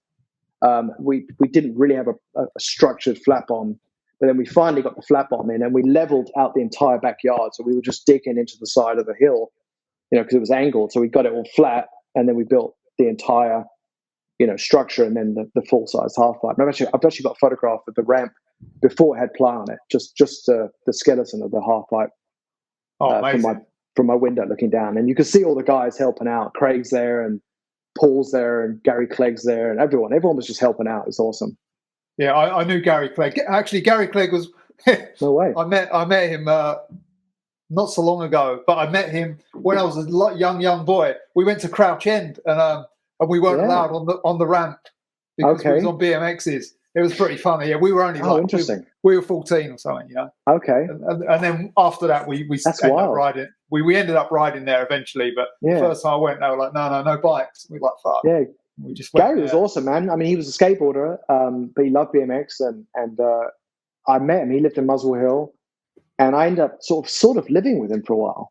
Oh, okay. Because I was going to college up at Haringey College, which was the other side of Muswell Hill. So instead of going back to Highgate every night, I would just go stay with him, and we'd go out drinking every night. Probably wasn't a good thing, but he was pretty definitely part of that crew. Yeah. And again, he was a skateboarder and we were BMXers, but we were all good, we all hung out. Yeah. I think he actually lives around here somewhere now. I see him occasionally driving, and I saw him, this is probably going back 8 years, I saw him at the local bowl we have, and I was like, Gary Clegg, and I spoke to him for a little bit. Yeah, he was pretty hardcore. He seemed cool, yeah. And then half pipes sort of start popping up in London in 85, 86. Yeah. So you had Crouch End, you had Chingford. Yeah. You remember the first time you went to Chingford? The first time I went to Chingford, there was no half pipe. There was just a quarter pipe against a tree, I think. Yeah, in the corner. I think that's where I met Pova, but I'm not sure. Could be wrong. And I remember hearing about this quarter pipe. So any quarter pipe anywhere in England, you're like, I've got to find it. So we went down there, found it, and it was all right. We aired it, and it was like, oh, that's cool. But pretty quickly after that, Paul started building, more and more stuff, and bigger ramps. So it was constantly evolving. And there was a point, I don't remember, probably like you said, 85-ish or 86 even, where we were going there every weekend. I remember we'd ride from Highgate to Chingford, along the side of the highway there. It was nuts. It was a long ride, and we'd ride there and back. Because there was no easy way to get there on the train or anything. It was kind of you have to go east to go further east, basically. Yeah. So it wasn't. I think it was 10 miles each way. So we'd ride on our BMXs 10 miles each way, and sometimes we'd get there and be winding and raining, and we go home again. But most of the time, it was a session, and there was people there, and it was a good vibe. And then eventually, there was multiple competitions there. That was quite a hub. Yeah, man, it was good. That's kind of where I was young when I first went there, but I saw you there a bunch of times, and that's kind of where I got more into BMX, like being exposed to the people that rode that ramp. Yeah, and the locals around there as well were all really cool as well. Good scene. Yeah, definitely. Yeah. Did you ever ride Crouch End like that often? No, not often. I mean, I went down there, and when I came back, because at that point, I think I'd ridden it when I was still living in the UK, but at that point, I think I'd moved to the States once Crouch End had a full half pipe. Yeah. And I came back and I rode that a couple of times, the metal one. And the little mini ramp. That was later on though. That was later, yeah. So they put like a block of vert on top as well. Then it was a little bit lower when we first went. Yeah, but that was a good little that was a good ramp at the time. Yeah, and that's close. That's really close to my house. Yeah, that's right. Yeah, so straight up that Parkland walk thing. Straight down. Like half a mile. Yeah. Oh, I wanted to ask you about the GT tour with Fiola. Oh yeah. So when Fiola came to Romford, and he really had a hard time riding, because everyone was like surrounded. Everyone wanted to ride the performance bowl because that was the premier spot, and he I don't think he did a single air in there. He may have ridden the half, like as a half pipe, and he jumped out and did like a 360 or something. But then he stopped and he's like, I want to see some of the local guys ride this bowl so I can get some ideas. And so I was there, obviously, to see him. And my mate's like, go on. And then me and a couple of the guys just started airing, out the bowl. And he was standing there. And I think my dad has pictures of him like reaching up, and I'm airing maybe like 7.5 feet, somewhere over his head. And he was pretty stoked. And then he went in and did some stuff. And then later on, I want to say Eddie Fiola came over to me and started talking to me. And he's like, hey, we want to talk to you about something. And I was like, oh, shit. Like, I didn't know what was going on. And then Sean Buckley was there, who was the GT manager. And he said, can you come over to they had a big van. So can you come over to the van? And so I walk over there. That was Morales and Fiola, these heroes of mine. So I'm in the van with Eddie Fiola and Sean Buckley and Morales. And they're just like, we want to create an international team. And we want to have, UK riders on it. And we like the way you ride. And we want to put you on the team, on the international team. What do you think about that? And we're coming back in a few months to do a tour through the UK and Ireland. And I was like, stop. I just didn't even know what to say. I was like, yeah, of course. Yeah, like I'm into it. And my dad was there. So I was like, can you talk to my dad about it? And so Sean Buckley and my dad had a conversation, and my dad was like, yeah, sounds good. And that was really it, and then they came back. And at that point, my relationship with GT sort of transitioned, because I was now on the international team. I was still getting bikes from GT UK. I was still connected with Joe, but I had more of a direct link with GT, here now in California in Huntington Beach. Yeah. I was talking to Sean Buckley on the phone, and they're like, we want you to do this, and we want to come out, we want to do this tour and that tour. And I was like, what? And so they came out and they did a tour, I think about 2 weeks throughout the UK. And what's his name? Andy, another BMX rider from up north. Andy Irwin. Irwin was on the tour, and we became friends on that tour. And that tour was Eddie Fiola and Dave Breed. And we did a bunch of hall shows and quarter pipe shows all throughout the UK, and then eventually in Ireland. And then we came back. And on that tour, I can't remember which photographer it was, but there was a photographer from Freestyling in America, and they took pictures of me on that tour in Ireland.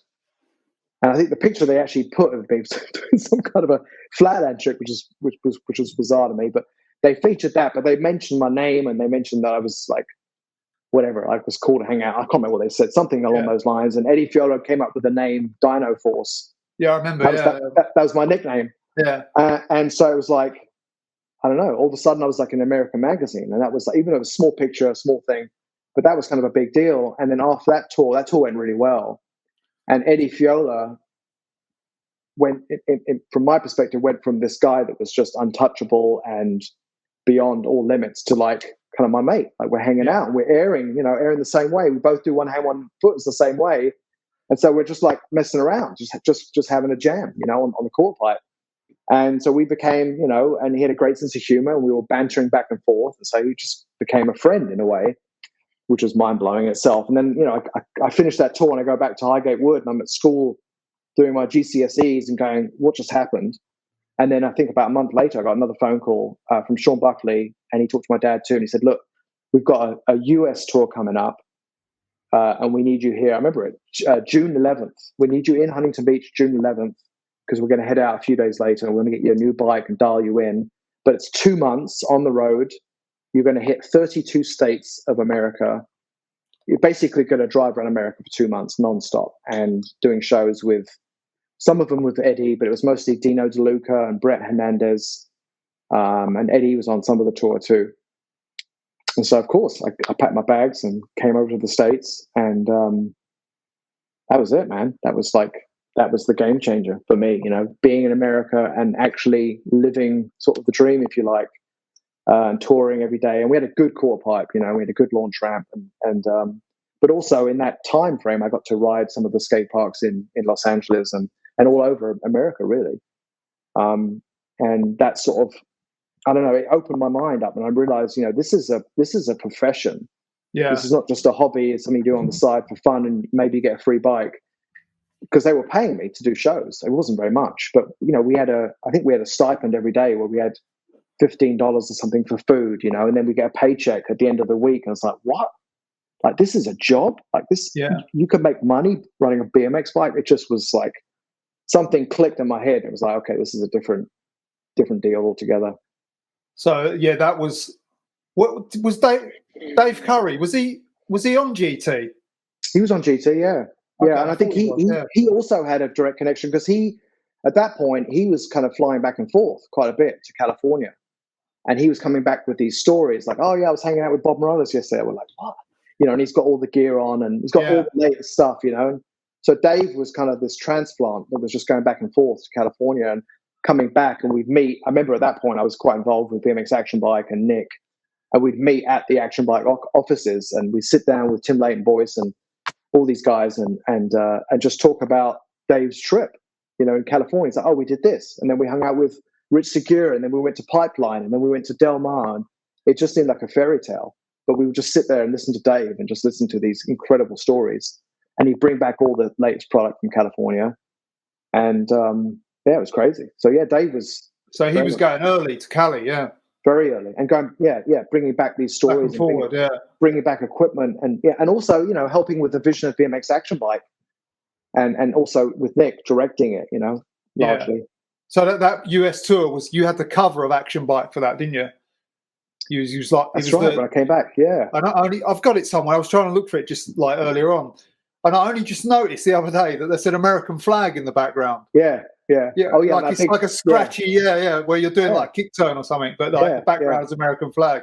And then I remember like the opening up, and you had like the map with like looking down over the top. Yeah. It was fucking cool. That was like that was the first time I think that I know of anyway that a UK guy had gone out and done that stuff like a BMX tour. For the in the US. I think that was the first one. I remember other people mentioning that like later on in the 80s, saying like, oh, I want to do a Jess and just tour the US. That was like become a thing. But it was fucking good shit. So then when you come back, was your aim to move back to the US? Yeah, I mean, I think once I've been here for 2 months, and I was only in California for maybe 3 weeks, but it was enough time for me to realize that that this is where it was at. This is what was happening. I had no idea how I was going to make it happen, because the only way we'd get paid at that point was doing shows, and I didn't know how many shows they had lined up. But I remember coming out after the tour on my own steam. I think Craig came out at some point too. And we just came out just because we wanted to be in California. And it was, for me, honestly, it was like this thing where, okay, well, I'm going to come to California, get the BMX out of my system, and then go back to school in London and put my head down and go to college, because I still couldn't conceive how it could be a career. And although I had that amazing opportunity of 2 months in the States, and it was mind blowing, it just seemed like, well, that was it. That was like my heyday. That was like the shining, my 15 minutes, if you like. Yeah. And then when Craig and I came out again, and we started, and at that point we'd started doing more street stuff, and we connected on that tour. We connect on that sort of holiday, if you like. We connected with Windy and a lot of the guys from Freestyling magazine, and they took pictures of us like riding on walls and fast plants, and because California, especially like LA, Torrance, Redondo, Hermosa Beach, the architecture there was just like amazing for BMX. It was just banks and little transitions and weird stuff everywhere that you could ride. And we've been doing that in the UK. We've been riding South Bank and finding transitions and finding architecture, but it was like on a bigger scale in California. And I think also those guys, Mark Luman and all those guys, I think maybe that was a bit later on, but the magazine staff realized that what we were doing was sort of different, because they'd been the Curb Dogs prior, which were, in my opinion, were the first real street riders. They were like riding curbs and everything on the floor, and benches and whatever. But then I don't know. I think a lot of it came from South Bank, like just having to ride these weird banks, not having a lot to ride, but spending a lot of time at South Bank, and you're just looking. Maybe I can ride that wall. Maybe I can do a foot plant, or maybe I can fast plant off that corner. Yeah. And so you just became creative, And I think also being in London too, I remember at the top of Highgate tube station, there was this area, because we were so desperate to ride. In the winters it's just cold and wet and rainy, and there was nowhere to go. And so we go into the train station, go to the top of the escalator, and there was just this big area, and there was a ledge, and we just go up and do fast plants and foot plants and like rock and rolls. Yeah. On this, it was pretty high, but we would just ride there because it was warm and it was dry, and we get thrown out eventually. The underground people come up, the underground police would throw us out, and we go around and just go back up again, and just. But we spent hours in there, on rainy nights and just messing around. I think that's where a lot of the tricks, like the wall ride and rock and rolls and fakey rock and rolls, all that stuff, like came from that, being in that sort of confined environment and having to be creative. Yeah. Is that still there, that ledge up the top there? I think it is, yeah. I've passed, sure I passed Highgate quite a bit, but I've not been in the station. Yeah, I might go in there when I next pass. So when you come out of Highgate Station, there's a couple of different exits, and if you take the far right one, it goes up a massive escalator. And at the top of that escalator, we used to actually ride down that thing. It was nuts. But at the top of the escalator, there was just this big space, like a hall, and it was warm because it had the heat from the underground. But it had these ledges in there, and even I think I did maybe a couple of years ago. I went up there and I looked at the ledge. I think it's green now, and it had like little dents in it. I'm like, oh, that's from my chain ring. From 35 years ago, my chain ring did that. Oh, I'm gonna have a look. So it's still there, yeah, totally. And what about this was around the same time as the nightclub shows? Delirium. Yeah, Delirium. That's it. Yeah. Delirium was what was your memories of that? Yeah, it looked good in the bag. Yeah, it was. I mean, the core pipes were terrible, but the events were amazing. I think that happened, and I hope because there was Dave Dorrell was part of like the Meanwhile crew, and he would skate at Meanwhile. He was DJ, the skateboarder, and I believe he was part of that scene. And I think he saw us, and he knew some people, and he wanted to, and he knew Nick Trulock, who was the I guess the event organizer at Delirium, that would bring in these, massive bands from America to perform there, because Delirium was like the Madison Square Gardens kind of London. If any, especially progressive music, hip hop of that era, anybody touring had to go to Delirium. That was like the spot. And Nick Trulock he just said, like, I want BMX and skateboarding too, but skateboarding wasn't that great because the core pipes were so bad. But he really wanted BMX there. He wanted like big, crazy shit, So we set up these two core pipes on stage, and we go there. And I think Craig covered a bit in his interview. And I think we got paid in beer most of the time, and every now and then we get some money, but it was all really dodgy, But being there was insane. And I think the first night we were there, we had core pipes set up. We got there early, and we heard about these three guys from New York who were going to perform that night. and they were called the Beastie Boys. And we're like, what? And they were like, yeah, it's like punk rock meets hip hop. And we're like, they're doing hip hop and they're white. And we're like, this doesn't sound good, you know? and so we're like kind of taking the piss out of them. And we're backstage, and then they walk in, the three of them. And, you know, we're like, hey, what's up, guys? Like, yeah, what's up? And then I can't think it was Adam, looks at my bike. He's like, hey, can I ride your bike? I'm like, yeah, man, sure. He starts going back and forth and starts getting up to coping. I'm like, wow. And then I think it was Mike D got on the skateboard and started skateboarding, but the ramp was terrible. But he got, you know, close to the top. And that sort of broke the ice. So it's like, okay, these guys are pretty cool, you know? And then we're just chatting to them, you know, and they were cool and they were just like, whatever. And then the show started. And I think the first 2 or 3 songs was their punk stuff, the early Beastie Boys. Yeah. And the crowd was going kind of into it. And it was like, yeah, this is cool, whatever. And then they switched over to rap. And they just went mad. I mean, they were just running around screaming, and, you know, the Beastie Boys that you sort of know today. I mean, it was very early on and very raw. But yeah, we got to open up for the Beastie Boys and hang out with them, and that whole night, that was very surreal. Oh, that's pretty fucking cool. Was that their first time over here? Do you know? I think it was, because I think it was a year later they came back for the License to Ill tour with Run DMC. I think, yeah. I think so, yeah. And that year, I was buying tickets to be in the crowd just to see them 100 feet back. So it was like, Beastie Boys. But, you know, I had the memory of seeing them the first time. And I was a huge fan for years. Because, again, like they had a vision of what they thought, of what they thought music should sound like, whether it be punk or hip hop. And they also incorporated action sports, you know, mostly skateboarding. But I think Adam was BMXing, and he was pretty decent at it. So they were kind of blending a lot of different cultures together. And I thought that was really awesome. And it resonated with me because, you know, Delirium was amazing because of what it represented, but it also, I was really into music, and so was Craig and everybody that was into it. I mean, Mackenzie and all those guys were like super into hip hop, you know. And so then when Schoolie D shows up and Salt and Pepper at our event, you know, we're like hanging out with them on stage. It was like just mind blowing. It was so cool because the respect was so, maybe not towards us so much, but at least towards them was huge to be on stage with them or to hang out with them, be at a venue with them. It was amazing. Yeah, that's quite, when you think about it as well, like putting the pieces together. That's quite nice. That, like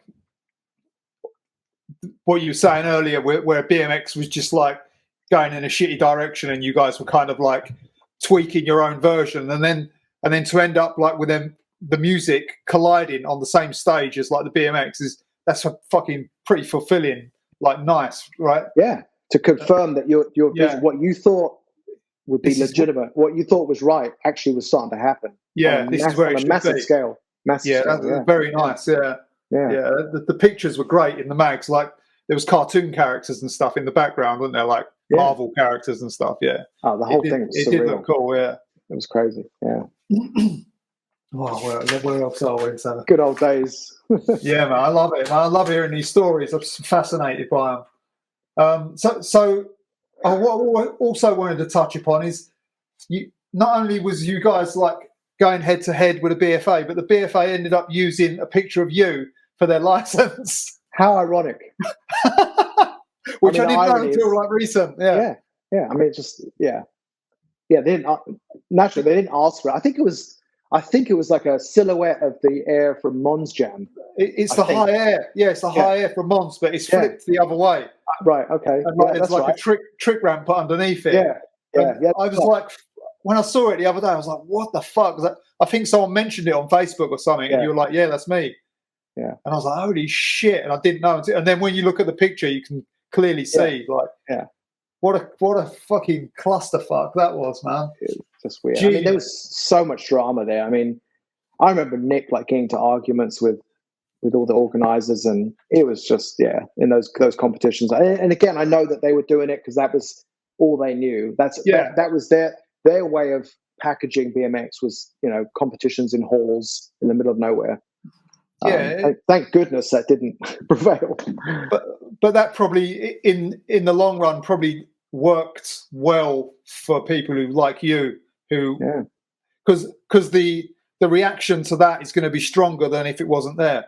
Yeah, So yeah, it probably motivated us. brought about more creativity and better stuff. I would guess.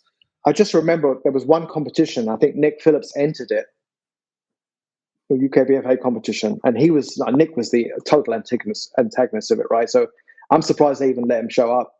And I think after that they may have banned him. And he went up, and I think he did a foot plant on the judge's desk. So he was in the competition. He did a couple of airs, and then he came up and he went right at the judges, and he went up and did a foot plant on the judges and pushed off and kept going. And everyone's like, "What was that?" But it was a big, like, fuck off, like, yeah, we don't respect you at all. I don't know. It was just, I remember that moment. I was like, I can't believe he just did that. And I think he may have been banned after that. Like, they didn't want him showing up after that. Yeah. Because he was at one point he was the riders' representative for the BFA. I saw in one of the mags. Nick Phillips was. Yeah, 1 year. Yeah. Oh, I see. Yeah, because they were trying to like figure out. Trying to figure it out. Yeah. Right. Yeah. And I thought that was quite funny. Yeah. Yeah. No chance there, man. What was there some sort of issue with Joe and Nick at one point? I found okay. Yeah. I just Eric sent me. I think it was Eric. It might have been someone else, but it was in their mail order. You might have it actually. It was in the Phase 7 mail order catalogue, and it said something about we are not someone selling out of our back bedroom or garage. And it sounded like they were talking about Dave Curry and Nick Phillips. Right. Like, but unless you knew what was going on, you wouldn't have figured that out. Now that you mention, I do remember something like that. Yeah, and I was, in a way, I was caught in the middle because you were in the middle of both. Yeah, sort of. Because Joe did a lot for me, and Joe was awesome, and Joe was very, very, very supportive. And in a way, I felt a bit bad because he really helped bring me into, legitimately into BMX, and he helped me a lot get to competitions and get exposure and help me in many, many ways. I'm forever grateful. But when the connection happened with Sean Buckley at Romford that day, everything changed because it was a direct. Now I'm talking to Huntington Beach, not Joe Burlow and GT UK. So I sort of like, I didn't turn my back on Joe by any means, but it was like, okay, now this is the next step. This is just the logical progression. I think Joe, gave his blessing to what I was doing, but I didn't really communicate with him much after that, to be honest. Okay. Other than I would at the ASR trade show in San Diego and Long Beach, I would see him for probably 10, 15 years or more. I would see him every year at the trade show here in California, and he'd come out and we always had a good chat. He's like, "Do you have time for a beer?" I'm like, "Yeah, man." And he'd come by and he goes, "Do you remember that demo? And you did this, and the quarter pipe fell over." And similar conversations to what you and I are having. Yeah. It was great to catch up because it was like I always had a bit of guilt because it was like I kind of just moved on.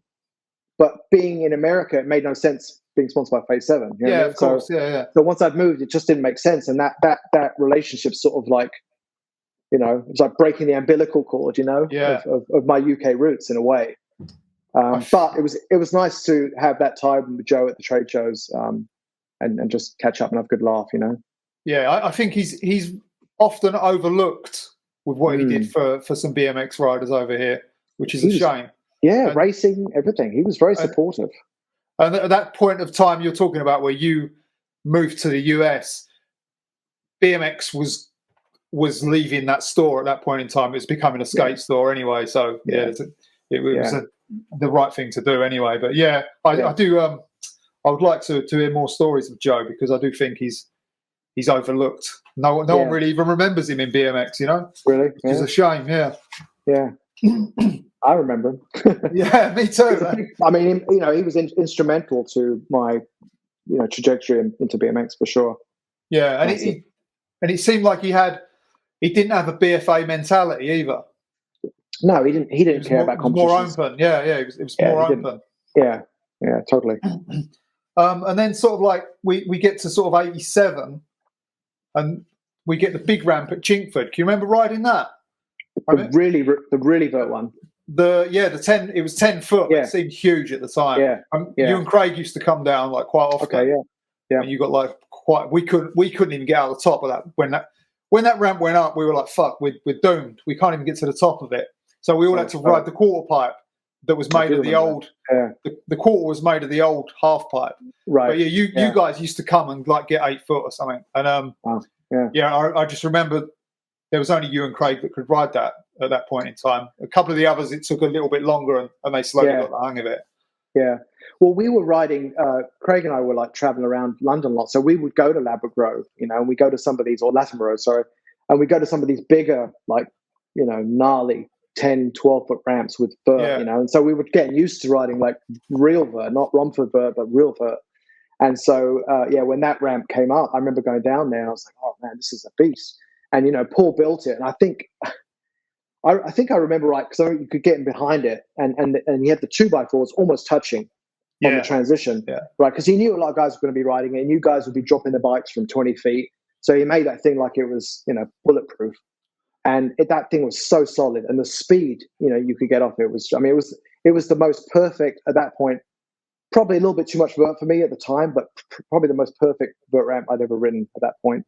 Oh, really? Yeah. I remember riding it. It was just so smooth. It was like, wow, this is epic. Because even some of the better ramps in London, like would have holes in them, and they'd be like, sketchy shit. Like Latimer Road, I think had a chain across it most of the time. Yeah, that's it. You have to bunny up the chain, because they hated BMX riding it, so they'd always put a chain across it. So we couldn't ride it, but we'd still ride it.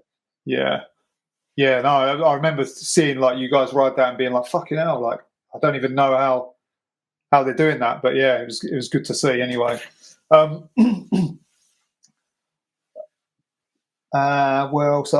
then you'd moved to California in '87, or that would have been '87, right? I think the tour. I think the first tour. I'm saying no. I think the first tour was '86. Yes, and then came back. I did about 6 or 8 months of school. My brain was in California, but I actually got graduated. Did like an art and design course at Highgate College. Living with Gary Clegg in Muswell Hill, going out drinking a lot, a little bit distracted. But then I was like, I've got to get back to California. So '87 came out, and that was really it. I pretty much stayed from there. Where did you move to? It was going to be a holiday, but I just stayed. So when I first came out, I stayed with some friends in Garden Grove, and then eventually end up with these other friends in Garden Grove. And Craig was sort of staying with me some time, and I had loads of friends over. But basically, like Garden Grove area, and actually that's when I met Scott Freeman. Okay. From Skyway, and we became friends because he was in Garden Grove. He was right up the street, and so we, do flatland together and ride banks and do all kinds of crazy stuff. But a lot of the scene, was down in HB, under the pier. There was a bank there, and I remember going down there, and Mana Perio was there, and Eddie Fiola was there, and a lot of other flatlanders would meet every weekend. So that was a hub for people to meet. So we go down HB every weekend and just hang out. So that was like their South Bank, so to speak. Yeah, it wasn't as good as South Bank, but it was decent. Yeah, you could hang out. It was more just like it still is. Eddie Fiola and Mana Perio still meet there. Yeah, I heard. Yeah, like a flatland. The banks are gone, but it's still like a, it's nostalgic. It's like you're right. It's like their South Bank. Yeah. So what ramp was you riding any ramps when you first moved to Cali, or? Yeah, many. I mean, there was a lot of mini ramps around in Garden Grove, and some in HB. There was the HB H ramps. I think they're called H ramps. I think that was in Huntington Beach. Those are the ones with the spine and the hip. Oh yeah. Craig and I would go there all the time, and Grosso and all the LA guys would come down. But we were also at that point. Craig was out, and we were heading up to. We were going up to Hermosa Beach a lot and doing street riding. Riding the banks, like the Fat Burger banks, and all these different like really epic street spots all over Los Angeles. And that's where we started connecting with some of the street riders up there, and pushing the envelope with like wall rides, and like really getting higher up walls, and that whole scene. And I think I don't know when, but later on, at some point, the two hip street contests started popping up. That's what I was going to ask you about them as well. Yeah, which was just like amazing, Yeah. So, did you ever ride the Enchanted ramp? Oh yeah. I was living at that point. At that point, I might have even been. No, I wasn't in Laguna yet. I was still in HB. But yeah, we drive down there. It's about an hour and a half drive south, and Enchanted ramp. That was a whole, again, another kind of vibe. Wilkerson, And there was a skateboarder that lived there too that built a ramp on the back side of it too. But there was, a lot of the skateboarding world was living in Carlsbad and Encinitas, still does. And Wilkerson just somehow ended up down there because he was from SF. But he ended up down there and he bought that property, I believe, and built a pretty good sized half pipe on that. And that was, the sort of epicenter mecca of Southern California and vert, really. Once all the skate parks closed, it was all about half pipes, and that was one of the best. And he had loads of comps there, and Joe Johnson lived there, Lee Reynolds lived there. Yeah, everyone lived at the house. I mean, we would just go down there and stay as long as we could. Get a sleeping bag, sleep in the front room, drink all night, ride all day. Drink all night, ride all day. That was the vibe. That sounds like, that was a good part of your life, right? And it was a good ramp. It was actually a very, very good ramp. I mean, the ramp itself got really trashed over the years, but the transitions were amazing, and you could really blast on that ramp. I mean, you could get so high. It was awesome. Nice. And then the two, you rode some two hip events, like other than the King, like not couple like King of Verts, but you rode like AFA contests as well. A couple. I can't really remember. I can't remember the AFA one so much because again it was core pipes, a few ton ramps. That's what I wondered if you rode them, but I can't remember. I went to them. I remember going to the velodrome and seeing Dominguez do 6 foot fakie airs on a core pipe. It was like, what? I was there, but I don't think I competed at them. But definitely King of Vert was. I went to quite a few of those. I remember one in Colorado and one in Newport. Bunch of those, but then that was right around the time when Wilkerson started making the King of the Street competitions, and that was it, man. Like that was the jam, the meet the streets. How many of them did you go to? Can you remember? I've seen footage of you in New York. Quite a few, quite a few. I mean, I remember Seattle, maybe. Yeah, Seattle for sure. We drove up there. Yeah, I went to as many as I could. Any time there was any time I could get there, and I think we did actually. I remember like 3 days before the New York one, I wasn't going to go. I couldn't get out there. It was 3,000 miles away. And Wilkerson calls up and says, "Hey, man, we left some shit in Encinitas. We need some guys to drive this equipment out." And so it was like me and like 4 guys. I think Pete Augusta maybe was in there too, and maybe Chris Day. I don't remember. We got in that van and we drove from San Diego to New York City in 52 hours straight. Didn't stop, like just straight through. And there was 4 of us. We just would rotate. I mean, it was really dangerous, and we got there and we got to compete. It was awesome, but it got us to the competition because that was the only way to get there. We couldn't afford to fly at that point. There wasn't much money in BMX really ever, really for me. But that was and Seattle was a similar story. I think Wilkerson called me up and go, "Hey man, do you want to come to Seattle? We've got to drive a van with some music and some ramps." And so we got in the van and drove to Seattle and competed at that competition. Yeah, the New York one looked really fucking cool. Like you was doing some like progressive stuff in that as well. I remember like 360 sprocket on the spine and like a 360 nose pick and that. There's some good stuff I noticed. Yeah. Well, that was good. That was an amazing competition. That was right around the time when we were riding H ramps, and then I was going to the GT headquarters, and we would actually. We would build like spine ramps, and like different whatever with like extensions and stuff. And we were doing like Abubakas and Fufanus and nose picks and just messing around on these little ramps. And and I think around that time is when I met Keith Trainer. Just shows up at GT, like in the back. We just had all these ramps, and this kid, this little skinny kid shows up. "Hey, can I ride with you guys?" I'm like, "Yeah, man." So that was an amazing scene. Yeah, but we practiced a lot at GT and at H ramps and all these places. And then when we got to the 2 hip competitions, like we were familiar with the ramps. It was similar kind of stuff we'd been riding. And I think that year in '89, I must have gone to most of them because I remember I won the, I think it was good and great class. I won the good class. I think it was La Jolla. I won it. And then with my points, I won the whole series. I was like, oh shit, I had no idea. And I think Craig won that one. And he won the whole series. It's like, yeah, England, we did it. We won the whole. I mean, we were just superstar. I don't know why, but it meant a lot to me because like up until that point, competitions meant nothing. Because to me, it brought out the worst in my riding. I never got to showcase what I did, but finally, Meet the Street was finally an avenue for me to actually ride how I really ride. Casual, just go out there and do whatever. And so that was a sort of proud moment. If there ever was a competition I was stoked about, it was the Beat the Street competition, and winning that series and winning that event was kind of a big deal. Yeah, but like you say, the structure had completely been reconfigured. Probably for the most chaos. part, for all the people trying to make it, trying to adjust it, So yeah, that's fucking cool that it came around like that. And you got quite a lot of coverage in the US mags as well at that point in time. I knew. Yeah, go on. Did you get the cover of Go? Yeah, that was a bit later. That was later on. Yeah. Well, I was going to say, because we were in Redondo a lot and we were doing street stuff, and I remember first of all it was windy, but later on, Spike was there, and he was really, really interested in street riding, and so I remember him taking us to this bank. It was just a bank, and there was just like a raised piece of wood, maybe a foot over the bank, and I was going up and nose picking it and foo-fanooing it, and just even nose pick to fakie, or I think no footed nose pick to fakie.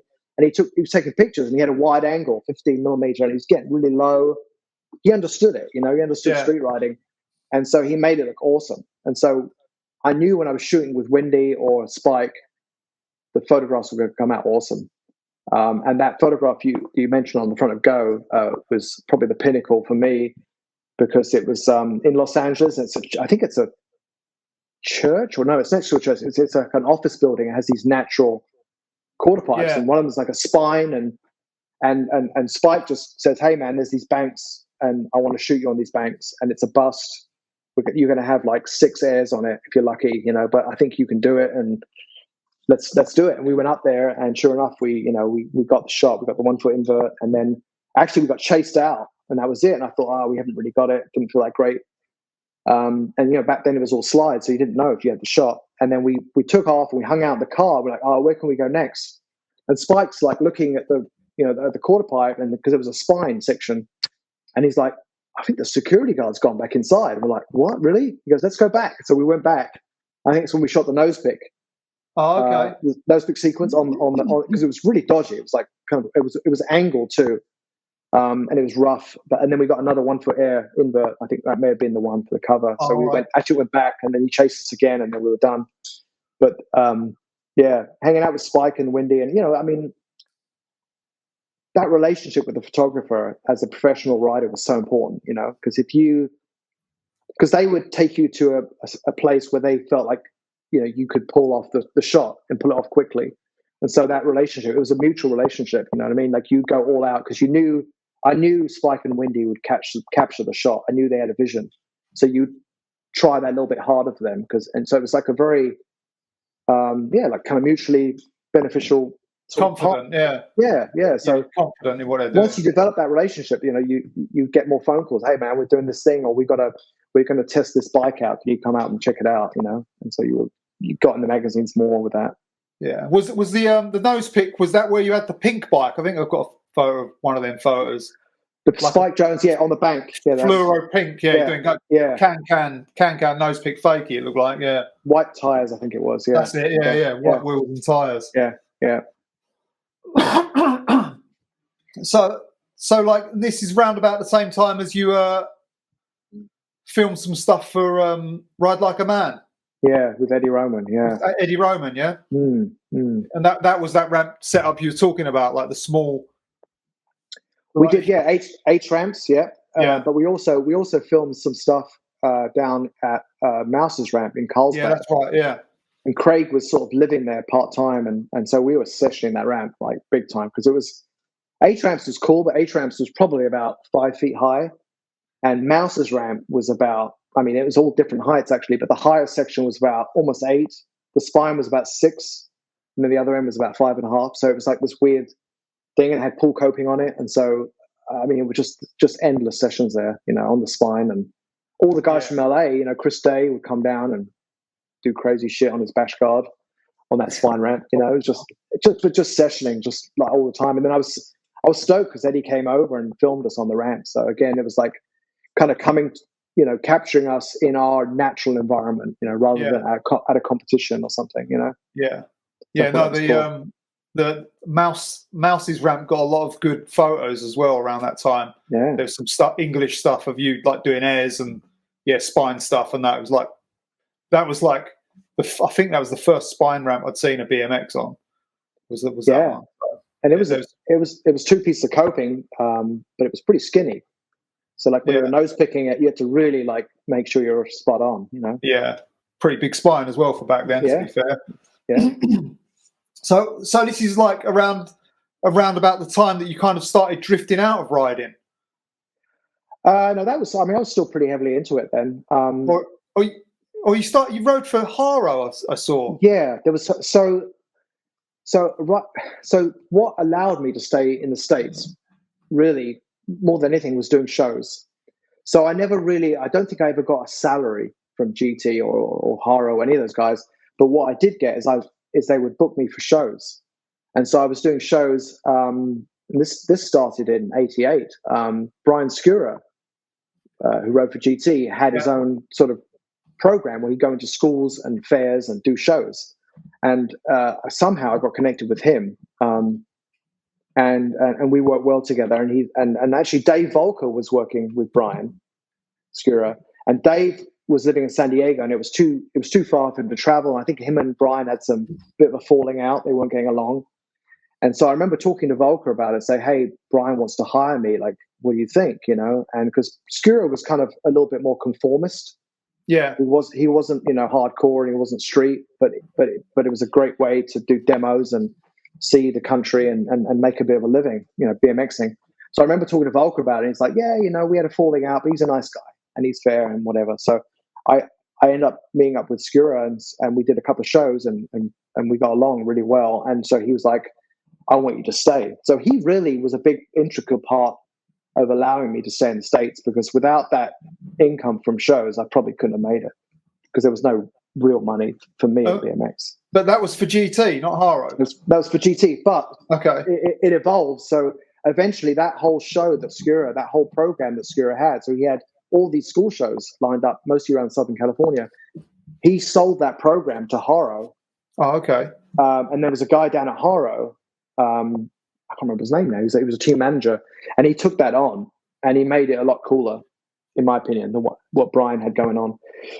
And that's when I connected with Lee Reynolds, because Lee was on Haro. So then Lee and I, which was a dangerous combination, Lee and I got this quarter pipe, and we're going to schools and doing shows at elementary and high schools, and all kinds of crazy shit happened. I'll leave that out. But I mean, we do shows at high schools, and we're the same. Keep in mind, we're 18, 19 years old, and these high school kids are 16, 17, 18. So we're doing a show at the high school, and then we're chatting to we're talking to the kids, and we're like, yeah, we're staying at the Holiday Inn up the street, because we'd stay in these areas, do multiple school shows, and then all these kids and people would hang out and come to our hotel, and it was just madness, absolute madness. Yeah, it's amazing we didn't get arrested. So did you go back to ride for GT, or was Haro the last people you rode for? No, so that was about a year and a half, I think, with Haro.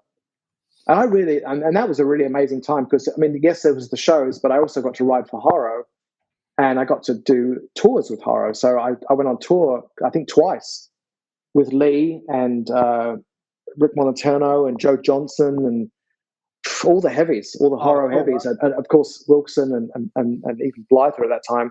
So I got to tour for Haro for 2 years, at least 2 seasons at least. And I'd say that was another highlight for me, because I mean, Haro, was sort of the company to ride for. As much as I loved riding for GT and Eddie Fiola was my hero, Haro was a different energy, a little bit more street, a little bit more rough. GT was a bit more clean cut. But then ultimately that program ended, and when that program ended, GT was like, "We want you back," and so I went and rode for GT. Cool. But that was when things started phasing out, and I think that cover you're talking about was shot. I believe that cover was once I was back on GT. Yeah, that's what I thought. Yeah, that's where so it was afterwards. Yeah. So Haro was a relatively short time, but it was important to me because I got to meet and hang out with Bob Haro and be a part of a completely different vibe, because the Haro vibe was very different from the GT vibe, And GT at that point later Later on, I think Schwinn had already bought it. It had been sold. So it was becoming more corporate. Whereas when I first met GT, it was like I go down to Gothard Street and Gary Turner is in the back welding frames. And I'm like, hey, can you make the dropouts a bit thicker because we're bending them? He's like, yeah, boom, boom, boom, done. Yeah. Can you make the forks a bit bigger or kick them out? Yep, done. So it was very sort of intimate, GT. But then once GT got sold and they had budgets and all this new staff came in, it changed the vibe very much. And Haro was still like Carlsbad, and it was Haro. And I think maybe even by that point it had been sold. But Bob was still very much involved, and certainly Wilkerson and Dave Norrie and Brian Blythe, and to be a part of that vibe, and to be able to tour with them a little bit was also like a totally different experience for me, and very meant a lot to me. They were a bit of a legendary touring crew, weren't it? That long, so tight family, yeah. So then, like you got out of riding after that stint on GT, or did you ever get out of riding? Did you keep riding, but just keep it low key, or? I kept riding, and I was always into it, but everything, the competitions were sort of dwindling and disappearing, and I was still riding. And actually, at that time, I started doing more demos with a lady. Even prior to that, a lady named Gail Webb. Oh yeah, so she had a half pipe, and that was all sports. So that was like Fred Blood was on roller skates, Danny Way was on skateboards, Tony Hawk was in the demos, Craig would show up sometimes, and I would show up, and Eddie Fiola was in the show too. So that was multi-sports, and so that at that point, I was just doing shows, and I wasn't making any money from BMX. I was making money from like Gail Webb. Essentially, that was my main income. So we were doing LA County Fair, we were doing Knott's Berry Farm, we were doing Six Flags, Magic Mountain. We were doing Six Flags in Atlanta, Georgia. Craig and I actually did a show for this famous evangelical guy in Texas. It was a weird experience, but it was inside a church for Easter, and he ended up going to jail, this dude, because he was doing crazy shit and had like a fleet of Mercedes and embezzling money and stuff like that. But I had no idea who he was, but we were at this church. But Gail kept me in the sport for many years after the sport sort of died. Oh, okay. And that was right around the time I met a guy named Chris Edwards, who was a rollerblader, and he was kind of on another level. And he sort of introduced me to rollerblading a little bit. And actually he got me a job at Rollerblade because they wanted an MC that could talk about the sport and talk about what was happening. So I was and Rollerblade was hiring skateboarders and BMXers and rollerbladers to do demos because they were trying to get rollerblading in to be part of the extreme sports phase, and there was a lot of backlash against that. So having skateboarders and BMXers and rollerbladers together sort of allowed rollerblading to get a bit of play, and they hired me as an MC. So I was MCing these shows and talking about whatever, but I was also riding in the show. So they hired me as a BMXer in the rollerblading show. And I remember doing shows up in Concord on a huge half pipe, and it was a different level because they had quite big budgets, and they really were adamant about getting rollerblading and pushing it. So I was BMXing in rollerblading shows with Paul Wright. He was there. Oh yeah. And we had skateboarders and everybody. So it was like multi-sport, which is kind of more how it evolved into. But that was really early on. I mean, that was probably in 92, 93-ish. Yeah. 92, 93. And that's how you got in rollerblading? That's how I got involved in it, yeah. I mean, I was emceeing it. I was around it a lot. I met a lot of the guys that were doing it, and I saw where they were at. And in a weird way, it reminded me of being a BMXer, in London and going to the skateboard ramps and having the skateboarders like, fuck off, And it was the same thing as a rollerblader. I saw these guys show it up and doing tricks, and they were getting a lot of grief, And I think that's part of the maturity of any sport. You go through that phase. Yeah. But I could relate to what they were dealing with, and so I sort of had, from my experience with BMX and skateboarding and the sort of conflicts, I kind of had empathy and compassion, if you like, for them. Yeah. And I saw a lot of talent coming out of rollerblading. I saw some guys doing some big stuff, and to me, I didn't discriminate because I saw roller skaters. I grew up with roller skaters and BMXers and skateboarding and everything, and so to me, it was just like people on ramps having a good time. And so that's how I slowly sort of transitioned into it and started actually rollerblading myself and enjoying it. And for me at that time, it was a blank canvas because I was able to go to a half pipe, and now I was able to do hand plants, and do big fakey tricks and spinning. And so I just enjoyed it. It was just fun.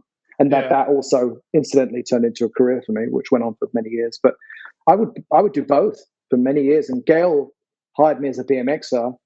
And then as my sort of name, if you like, a recognition rollerblading grew, she hired me as a dual sport athlete, if you like. Okay. So that made it was actually good for me because the demand for me so in other words, you get 2 for 1. Yeah. So I show up and I do both sports, which is funny because there's a guy, I can't remember his name now, there's a BMXer that I saw a couple of months ago in HB who does scooter.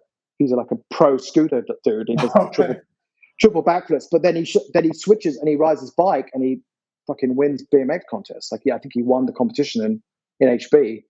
And I can't imagine the grief he went through, like scooter to BMX. It's like for me, that doesn't make sense, but that's a decision he made. Yeah. Dealing with conflict and stereotypes and all that stuff. It's been a part of my life and evolution. So I sort of feel like I have a different perspective on it.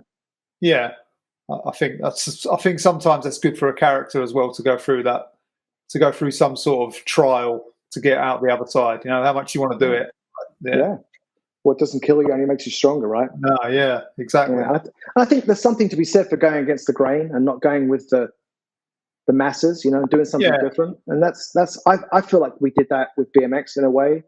We went against the UKBFA and we went against the grain. And I think that's, it's a road less traveled, if you like, but the reward, if your vision comes to fruition at some point, the reward is wonderful, Yeah, I think as well, if you care about it enough to not let all those people or dissuade what you're passionate about, then you're only going to be in a better place for your own self, from what I see anyway.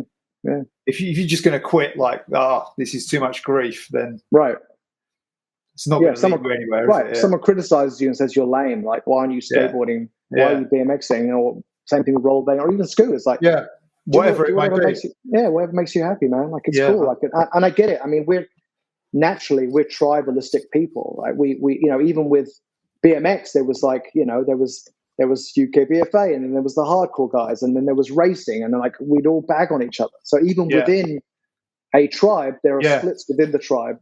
So I understand the psychology of it, and it's totally natural. But I think going against the grain and sticking to something you believe in and following that through and seeing little successes maybe along the way can be more rewarding than going with the flow of the mainstream, if you like.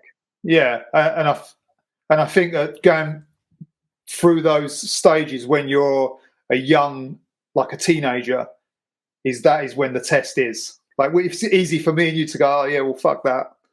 Who cares what they think? But when you're like 13 or 14 and someone's like piling it on you, it's like a different headspace. Yeah, right. Interesting. Well, to your point, like I just watched.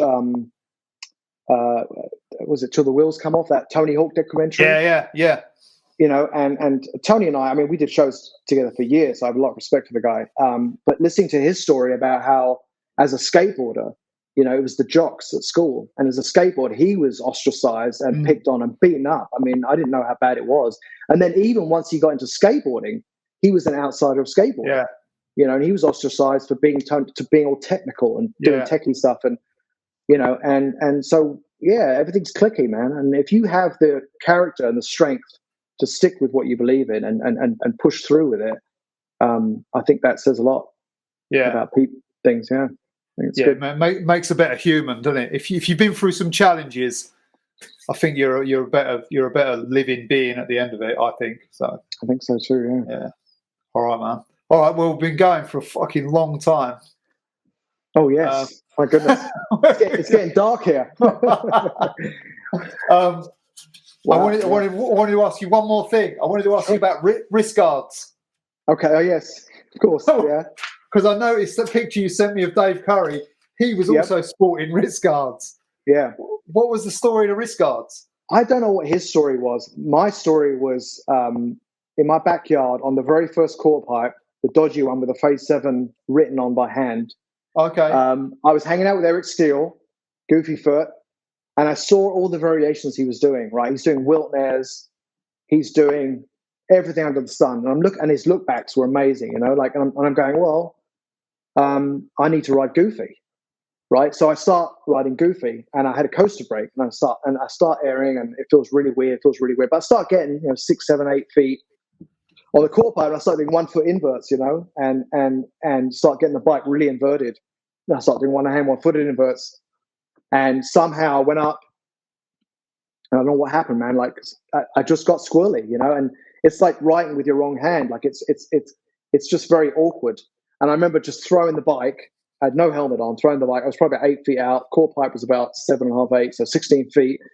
Throwing the bike and just getting completely upside down. And I was like in a handstand position. I came down and I just put my hands above my head to try and protect my head. And obviously, I just snapped my wrists, broke them both. Hit my head, knocked out, cold. Eric Steele was there, I believe, if I remember correctly. And I was out, man. And I remember waking up in the dirt, like dirt was all over my face, and I was all messed up. And Eric standing over me, like, "Hey, man, you all right? Like, come on, what's going on?" And eventually got up, and I didn't even know where I was. I was in my own backyard, and I looked around. I'm like, "Where am I? Like, what's happened?" And then slowly it all came back, but it was a pretty bad crash. It could have been a lot worse. Had been on concrete, but I clean broke my wrists. And both at the same time. Same time, just put them out and they just snapped, both of them. Yeah, it was bad. But my head was hurting more than my wrist, so I went inside and I spoke to my dad. I'm like, I really felt badly, and I put an ice on my head, and I was having like major concussion, like every 5 minutes. Like, what happened? I don't know. And I think Eric went home, and I was just sitting there in the living room with my dad, like watching TV with a cup of tea, and my wrists just start like pain I've never felt before, just like this horrible pain. And so at some point I was like, I've got to go to the hospital. Like, I've broken my wrists, and like I couldn't, they were swollen, and it was just awful. So I went to hospital, and they said it was a sprain, gave me some painkillers, went home. 2 days later back, I can't do anything. I can't even like write or open a door with my wrists. Went back to hospital. They're like, yeah, it's just sprained, like, you're good. I went to another doctor, did x-rays, clean break. But they said it was too late to break them, too late to fix them. They said we'd have to re-break them and cast you from your fingers to your shoulders, and you'd be out for 6 months. And I was like, that's not going to happen. And actually, Mons Jam was about a few months after that. And I remember I had Mons Jam in my head. I've got to go to this competition. And so I went there, and I think at that competition, I don't think I competed, but I went into the high air because my wrist was so painful, and I had the wrist guards on for the first time at Mons. Okay. My wrist, I wrapped them so tight so that I could have some stability. But I remember every air I landed, especially if I was doing like look backs or spinning, like landing, just killed my wrists. And so the only way I could ride was with wrist guards, and that's why I just did the high air, because at least with the high air I could land smooth. But any variation or any kind of competition run involved, a couple of heavy landings, and so I didn't ride. I couldn't ride the competition, but I rode in the high air. But I won the high air, which was cool. But that was the wrist guard story, and I wore them for years. I never knew the story. Yeah. I just remember seeing them. Yeah, and that was actually, to be honest, I mean, that was a really later on as I got more into street riding. And I remember in New York, actually, there was a huge fun box, and I was 360ing it, and I landed low on one of them, and it was like, because they never healed, so they're always broken. So the noise, the arthritis, and all these problems, my wrists started coming up, and I started not being able to ride more than an hour. But so after an hour of street riding, I had to stop, which is still the case now. But so I ride with my mate over here, Michael DeWitt. He got me a bike about 6 years ago. So we ride, a couple of times a month, go to skate parks. And if I have a couple of hard landings, like I'm out. But usually we just ride mini ramp and bowls and nothing too crazy, and just have a good laugh. Yeah. Oh yeah, I've seen a couple of your pics on Instagram of you riding recently. Yeah. I was pretty buzzing on that. Yeah, it's quite inspiring, when seeing someone that you used to look up to and they're still riding fucking good now. Like, yeah, love it, man. It's a lot of fun. I didn't think I was going to be able to air, but you can still air. It's a muscle memories there. As long as you're in reasonable shape, you can still do it. Oh, it's fucking awesome. Yeah. Oh man! All right, man. Well, it's fucking getting late here. I'm gonna go up. Yeah, I can't believe it. Yeah, get some sleep, mate. I will do. Really good to speak to you, man. Thanks very much. Like, absolute fucking, pleasure. Yeah, I could I could sit here for another 3 hours. Like, I dig these stories all day Awesome. long. Yeah, It's a pleasure, man. It's great. It's great to bring it all back.